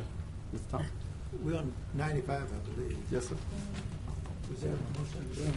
There wasn't a motion. So Take home moved. call. Second. It's been moved by Councilman Nicholson and second by Councilman Butcher. For 95.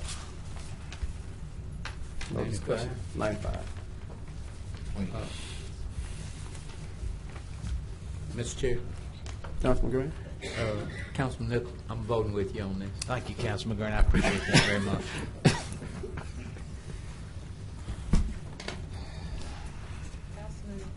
Who? Got Flurry on the board. And motion carries with 7. Mr. Thompson. Ordinance 96 is a zoning matter, case number 19-328C. It amends the official zoning map of the Shreveport Unified Development Code by rezoning property located on the west side of Shreveport Blanchard Highway at the intersection of North Lakeshore Drive from RA Rural Agriculture District to I-2 Heavy Industrial District. So moved. Second. Moved by Councilman Bradford, second by Councilman Green. On 96. There's no discussion, please vote. Motion carries with 7, Mr. Thompson. Ordinance 97 is a zoning matter, 19-337-C.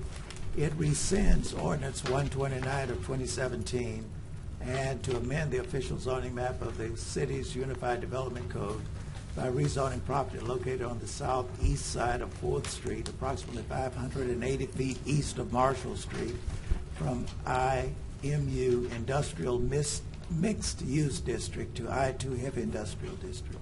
So moved. Second. It's been moved by Councilwoman Fuller and second by Councilman Nicholson. If there is no discussion, please vote.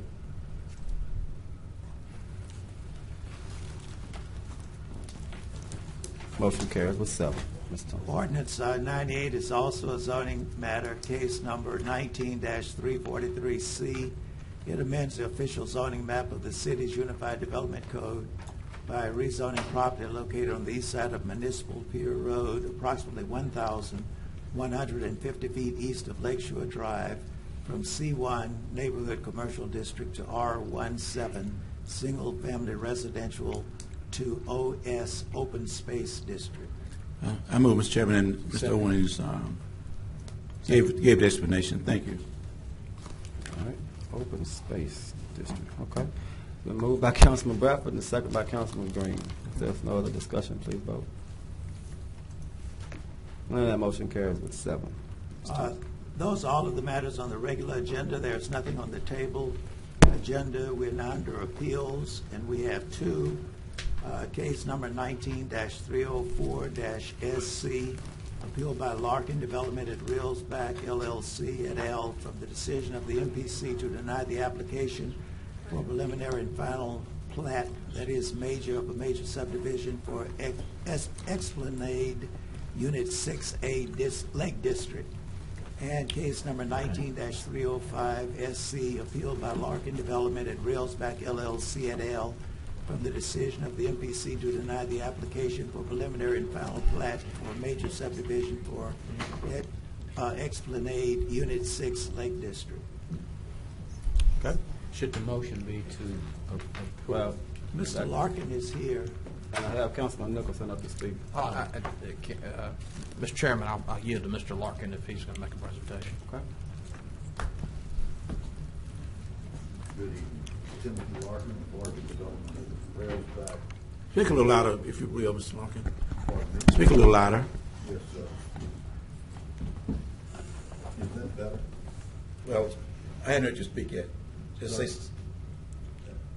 That didn't work. Okay, go ahead. Timothy Larkin of Larkin Development, Railsback, PO Drawer 5820, Bossier City, Louisiana, 71171. Before I start the clock, I had a question about your procedures. As I understand it, there's a real strict limit on the time. Is my time limit 3 minutes or 10? It does not refer to you at this time. Pardon me? The limit does not refer to you at this time. The 3-minute limit does not apply to presentations in connection with appeals, so please make whatever presentation you'd like to make. Okay, great. Well, thank you very much. Yes, sir. My lawyer came yesterday because he had to. He's with his daughter-in-law and they're having a baby. So,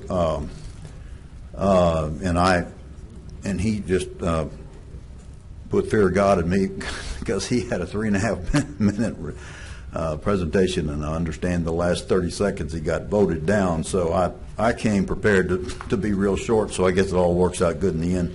But I made some bullet point notes in it, and I was worried about the clock. But since the clock, I just We'd be happy to have one. Please give them to us, sir.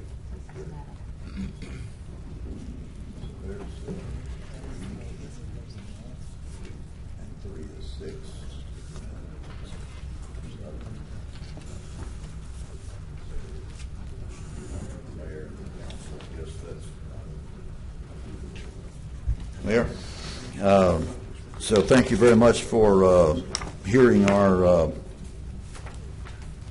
case today. Rather than go through the presentation that I had planned, which I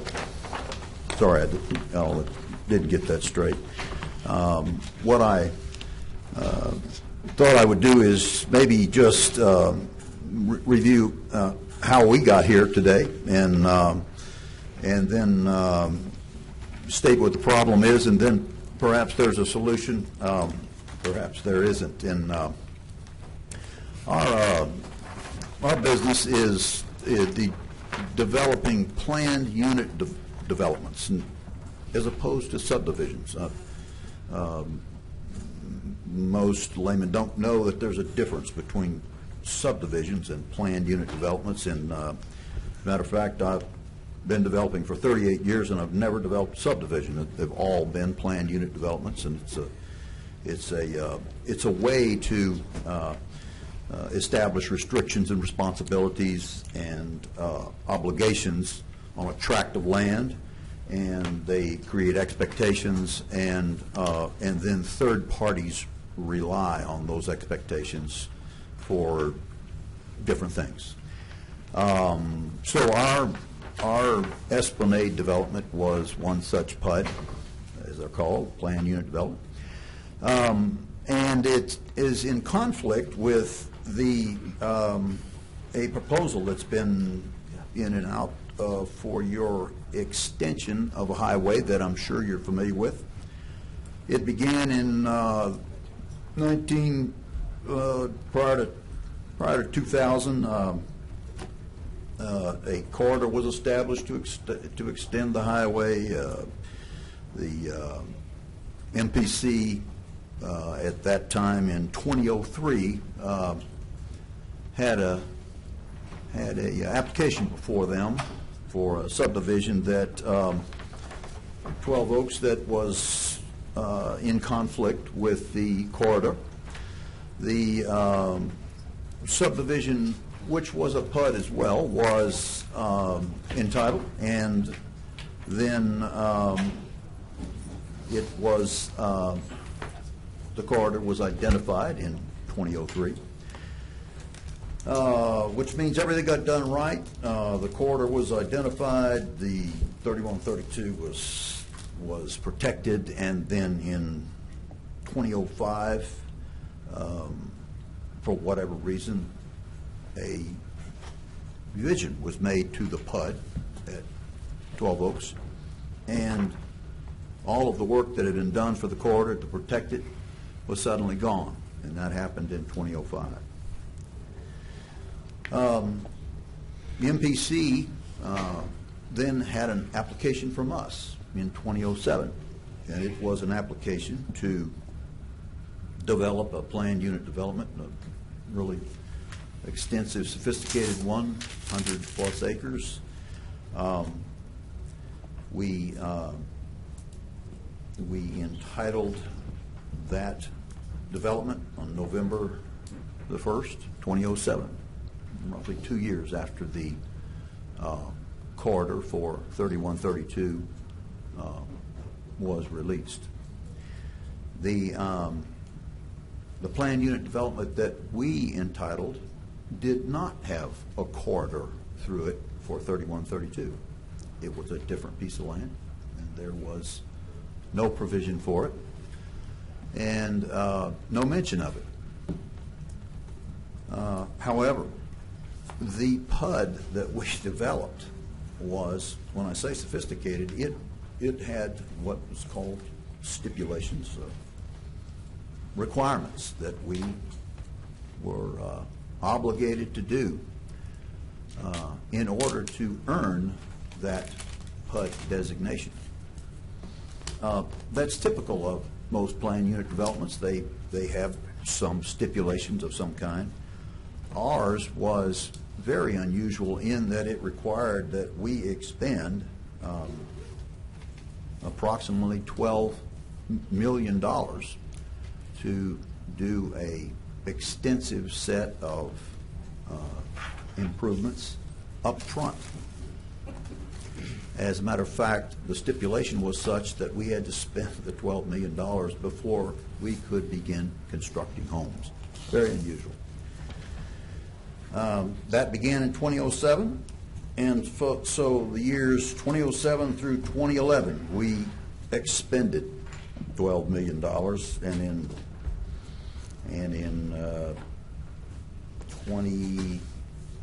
during that period of time, in the year 2011, we were in the process of making application for a connection to the Flournoy Lucas Road. And in the process of doing that, the question of the 3132 extension and corridor came up, and it became a new issue and has been one ever since. So beginning in 2011, there has been a proposal. Actually, in 2011, it began a study, and that study has been ongoing since that date. The study has the advent of that study caused a real stir in the town. Lots of controversy, lots of talk, lots of trouble. In the final analysis, all of our development was completed without too much trouble until we came to the introduction of our final unit, Unit 6. Unit 6, the sixth phase of our development, which we had spent approximately $2,800,000 on, was presented in March of 2014 for platting. The MPC turned it down.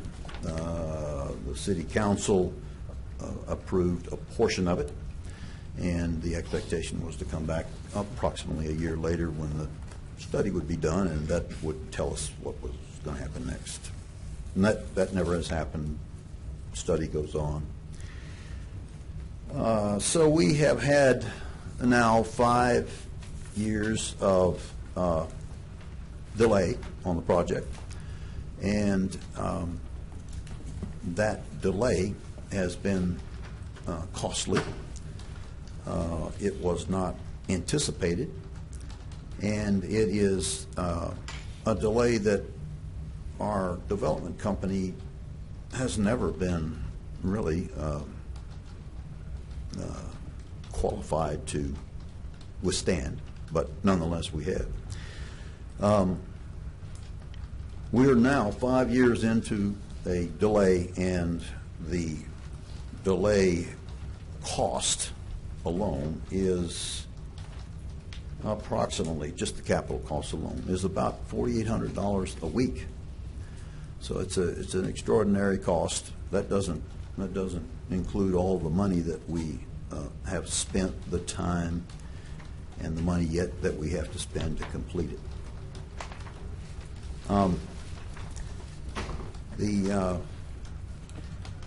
What happens to us, because we were required to do $2,800,000 in pre-arrangements for Unit 6, spend that amount of money, and then get to the point when it's time for us to harvest that, to sell the lots in order to pay that money back. The problem it creates for us is the denial of the plat keeps us from being able to, of course, sell any more lots and have any more income. So here we are, 5 years carrying that debt, having performed everything according to the book, exactly the way your laws and your ordinances provide. And we've come to the end of the line. And so what we hope will happen is that one of two things will happen. Perhaps the city is going to, buy this land and put the highway on it. That's certainly what they say they're going to do. The problem with it is we're paying for holding that while you all are trying to, I guess, delaying doing it. And it turns out to be something that we won't be here much longer to do that. Somebody will be behind us. So I hope that what you'll see is that for whatever the set of circumstances that have come about here, whatever they came about and what brought them about, I hope that you will consider this appeal and our request to approve our plat and relieve this burden and begin to get us back on our road to recovery. So any questions? Yes, I have Councilman Nicholson on the board. Mr. Larkin, thank you for taking the time to orally present your appeal. The council has carefully considered the MPC's decision. I believe all members are prepared to vote. I will I'll keep my comments brief, and I, of course, will refrain from discussing the pending litigation involving Mr. Larkin's companies in the city. I encourage all members to do the same. But I will say that having taken the time to review this matter, I do think it's very important that the council reverse the MPC and approve the plats that Mr. Larkin has requested. If at some point in the future the state decides to construct 3132, there is an expropriation procedure by which it can obtain land to build that highway, and that is not a cost. That is not a cost that the city could or should prospectively bear, because we think that decades from now the state may finally find funding for that highway. And so my request and recommendation to my colleagues, consistent with some of our previous discussions, is that we reverse the MPC and approve these plats. Thank you. Councilman Bradford. So, Larkin, I told the council once upon a time that this issue has drug on for 5 years, and it was contentious at one point. But the reason that the previous council had acted the way we acted is because we was going by a recommendation of Cork. And if you will yield the floor for 1 second to allow Mr. Ken Rogers to come. Mr. Rogers, are you prepared to make a statement on this issue regarding the preferred route of the extension, if it's going to happen, or are we still under the same sort of restraints that was proposed in previous years? Kent Rogers, Executive Director, Northwest Louisiana Council of Governments, 625 Texas Street, Shreveport, Louisiana.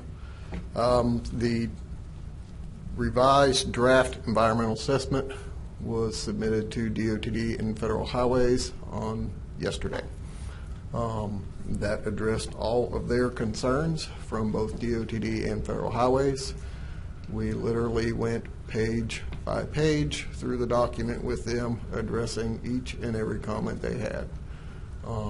So once they review that and concur that those comments were addressed how they wanted them addressed, we can then advertise the document for public comment. It has to be out on the street 30 days before we can have the public hearing. Following the public hearing, there's another 10 days for comments. After that, they take the comments, address them, send them back to Federal Highways and DOTD. Federal Highways, again, is the ultimate decision body with this. We're hoping what they issue is called a FONSI, which is a finding of no significant impact. That doesn't mean that there's not impacts to people and whatnot. That's environmentally an environmental impact on the process. The recommended corridor in there is alternative B2. 3 of the initial 4 alternatives all impacted Larkin's property the exact same way. They all had basically the same alignment through most of that property. So the best I can tell you is that hopefully within 30 days they'll have reviewed that and said go, so we can advertise and get it out there for public comment and go from there. So let me ask you this. I guess I need 2 questions. Are you, to your knowledge, have there been any state legislation have changed any other provisions that we was governed by 4 years ago? I think Mr. Sinclair made a statement that there had been some changes in some of the provisions of this not necessarily this project, but projects similar to this statewide. You're not familiar with it? No, there have been some changes to some of the federal regulations of how you go about doing these studies, but that would be ones that started, new projects starting have a slightly different process. It's pretty much the same process. no matter what. Okay. It's just little small nuances within the process that they've changed. Now, certainly, the option that Councilman Nicholson offered seems to be a reasonable option under certain circumstances. But my question to you is, do you see any action by this body to reverse anything as premature, given the description of a chain of events that need to happen prior to us reevaluating this plot? I believe Mr. Nicholson's comments are correct. Should you reverse, and should Mr. Larkin begin construction on homes and infrastructure in that area at the point of time that it comes to purchase that right of way and begin the project, that right of way is going to cost more. Well, even now, and I think he mentioned, suggested that the city was going to be responsible for acquiring the right of way to move on down the road, but that would be a state expense. Is that right? It would be a state highway, so ultimately, yes, it would be a state expense. Yeah, right. Okay. There is a requirement for local matching funds. Those can be derived from multiple different sources in multiple different areas. It does not necessarily have to come from city council. That can come from the state also. Right. So, before I ask the MPC director to come up, Mr. Sinclair said that he does not see any documents where funding for this project is on the horizon. What's your position on that? There is no funding has been allocated at this point moving forward, but that's the exact same with 99% of the time. That's the same way it is on all projects. Until you have that environmental clearance, you don't really start allocating those dollars, because should the feds come back and say no, then you got to go through a process of, And when you said that, I thought about I-49 extension through the city. That somebody said it'll never happen. We'll never get funding. All of a sudden it drops. $100 million costs a lot of So slowly. I'm just saying. So never say never, huh? Never say never. And I will comment that he alluded to, and I have been provided a copy of the packet that he distributed. There's reference in there to projects being in, stage A, B, C, or D within the statewide long-range transportation plan and funding and whatnot. A good example of how those things can change is the Barksdale Gate Access Road. That was way down on that list. Right. They're moving dirt now. Yeah. So things change and things alter. As various different funding sources become available and projects move through the process, then monies, begin getting allocated to them. Just because a project is number one on the list does not mean it's going to be the first one to go. Right. They go as the process allows them. So, on your recommendation to this body, your best suggestion is, if we acted with that in any way cause any irreversible position of the state in regards to looking at this project? Again, I think what it would ultimately do is increase the cost of the right-of-way acquisition. Well, I mean, we Should start the putting feds say, $500,000 homes there, and to appropriate that property, the state may say, heck with that, we don't do that. But as it stands now, with nothing there, it would certainly be a more attractive process to try to acquire that without having to. Makes it more expensive, makes it harder. Yeah. Yeah. So there are some entities that are still pushing for this extension. They feel that the traffic count on Burt Coombs and Florida Lucas is beyond, and it's going to keep growing to the port. and that is impeding a lot of the traffic of residential and businesses along that corridor. So everybody's not giving up on it, but I just want to, and I know the MPC, I'm going to trust MPC acted on the same principle that has been prevailing over the last 4 or 5 years. Correct. So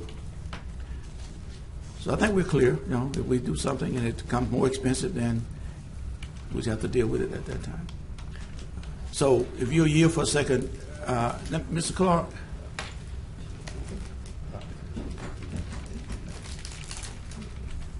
Mr. Chairman, I'll be finishing this. So the board voted to deny Mr. Larkin. And what was your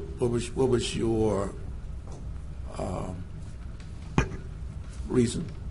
Well, basically, with the case with the MPC, it used the recommendations of the master plan, which we don't talk about a whole lot, but the city of Shreveport did adopt the master plan, and then the city of Shreveport came back from recommendations from the MPC and adopted a thoroughfare plan, and there are provisions in the UDC in reference to subdivisions that protect preferred routes and right-of-ways for highways, and that's where the MPC board was different from the council in that it was respecting the adopted documents that city council had adopted and tried to protect, as you heard from NLCOG, this is the preferred route, so the MPC board was attempting to protect that right-of-way and that preferred route for a 3132 extension. And I assume that that's why you did it. But now the question is, Mr. Larkin is very persistent. I got to give him credit. Like, you know, he's very persistent. There's some pending litigation against us. And the decision, what we're considering today is looking at not only now, but will anything happen, or do we continue to protect this and be faced with additional litigation? That is the question. Thank you, Mr. Thank you. All right. Councilman Butcher. I'd like to ask Mr. Larkin just a couple of quick questions, Mr. Larkin. With what he just said from NLCOG, I mean, do you think that the marketability of these lots is going to be, I mean, do you think people might be afraid to buy those lots in fear that they might have them taken by the state? I don't know.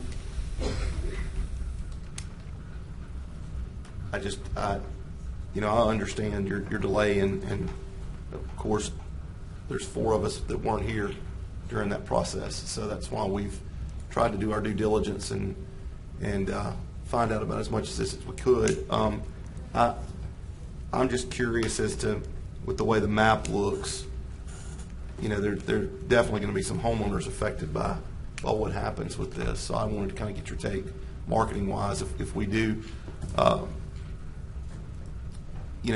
overrule what the ZBA said or the MPC said. Is it? You feel like you're going to move forward and go ahead and put these on, start really marketing them and getting the infrastructure in and everything? Yes. The last thing in the world that a developer ever wants to do is get into litigation. There hasn't been a lawyer on the face of the earth that ever developed a subdivision. It just doesn't happen. We're forced into it. And then here's how that works. In the beginning, way back when, 2011, when we said, well, we're going to do this development, and then in order to do it, we had to develop and spend money in this place we're talking about right now. I had to spend more than $2 million. We expended that, and so let's kind of think of it as kind of half done. And so we got to do one or two things. We need to just sell it to you all and take it and keep it for your road, be fine. I don't think we'd be the buyer. I think Well- it'd be the state. Well, you're the one that makes, I you make understand the what call. you're saying, You know, but- believe me, if I were sitting in your place, I wouldn't want it. But nonetheless, what we can't do, I mean, there's not a possible way that we could say, well, look, I know we've got a $4 million line of credit with you, bank, and one of these days, just one of these days, we're gonna be able to, to pay you back. And the way we're going to be able to do that is we're going to develop those lots that are there and that were in the master plan. And of course, we can't do that. I mean, you know I can't do that. And so I can't do that, and I can't get the money. So it's so easy for you to probably see that I don't have any choice other than to go into another business where I'd go make enough money to. I mean, you get it. I understand. I understand where you're. Pretty easy, Let me ask you this, and this is, people call about this. You're a city councilman. You know what happens in Bossier. People call and ask questions all the time, and with the pending litigation going on, I haven't answered the questions to anybody. But I'm going to ask you here in front of everybody, since it is my district. There is some concern amongst the neighbors in the subdivision that you'll fire sell these lots and cut their values in order to recoup your money. I'm not saying you're going to do that, but I have received about 3 or 4 calls, asking me not to overturn the MPC's decision because they're afraid that you're going to do that. Can you give your residents in that, or the residents in that neighborhood that have invested tremendous amount of money? I mean, I'm a residential appraiser, and I had somebody call me about doing an appraisal on a lot, and I can't even do it because the lot's over $250,000. So, I mean, there's some major investment in that neighborhood. Can you assure those people that live in that neighborhood that you're not going to fire sell these once you're going to sell them, you're going to promote it just like the rest of the neighborhood, I would assume. Why would I do anything else? I am the major investor. Okay. I have the investment. You understand I have to ask that question, though, if I'm getting that from constituents. I want to know. You're talking to a man who just waited 5 years of, whatever, to, to just doing everything I can and sitting there. And, there's nothing to be gained by accepting all of that and then not developing your quality product the same product that I've done for 38 years. Well, I mean, I know your developments. I mean, they're nice developments. I don't know how to do it any other way, and not interested.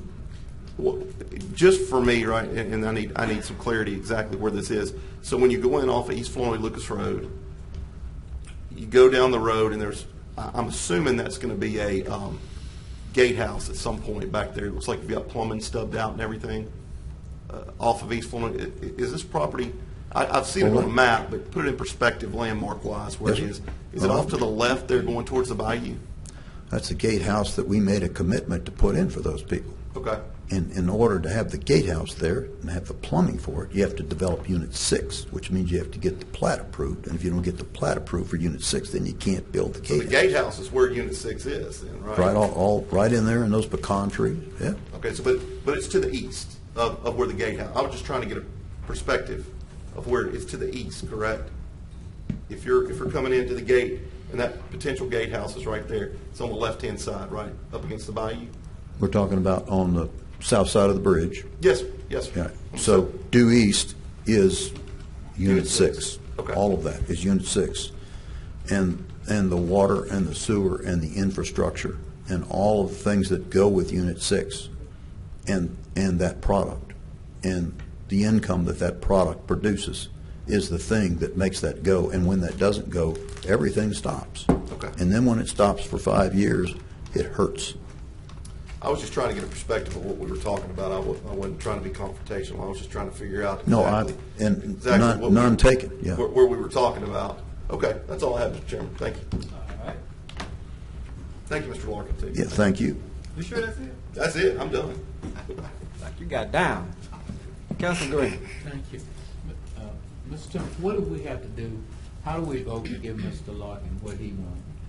I had talked to Councilman Butcher, Mr. Larkin, I talked to Councilman Butcher before you started, and I knew you had to do your presentation, but I just wanted to know, what do we have to do to give you what you want? And we could, because I got to go to church. Amen. So, Ms. Thompson, how do we vote to give Mr. Larkin what he wants? Mr. Nicholson, How do we vote? Councilman Green, I want Mr. Thompson to correct me if I miss, or Ms. Creel to correct me if I misstate anything, but I believe we need to take a vote on both appeals to reverse the MPC's decision and approve the plats Mr. Larkin has requested. Is that true? That's correct. You didn't say yes or no. Be more specific. I said correct. So do we vote yes? If that's the motion, So- and you want to approve it, you vote yes. Then can I make one motion for each appeal? Do I need to do that, or can I wait? Why don't we do it that way? Okay. Then, as to appeal with case number 19304 SC, my motion is to reverse the decision of the MPC and approve the plats Mr. Larkin's firm has requested. I'll second. You have some discussion? Mr. Chairman, just one more, and Mr. Rogers, you gave a description a minute ago regarding a public hearing. What was that? How would that come into fruition if we move either way on this? Is that required to? Yeah, I mean, we're still move forward with the document. We're still move forward with the study. Even if it's reversed, you still move forward with it? Yeah.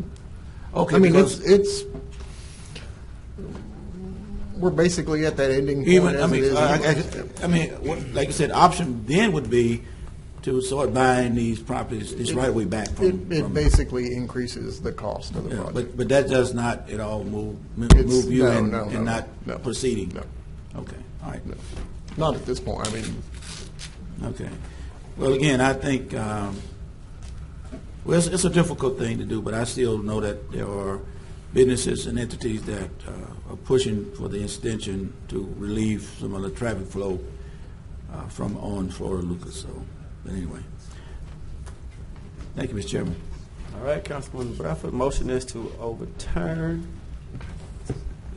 the MPC and approve the plats. And that was motion by Councilman Nicholson and seconded by Councilwoman Fuller. No, Butcher. I'm sorry, Councilman Butcher. We don't look And, alike. well, y'all spoke at the same time, but I couldn't even get my throat together. But all right. There's no other discussion, please. Oh. This is for the first one, right? For the first one. Okay. And that motion passes with 5. Mr. Chairman, I will make the same motion as to the appeal with So case number moved. 19305 SC. Second, It's been moved by Councilman Nicholson and seconded by Councilman Green. If there's no other discussion, please vote.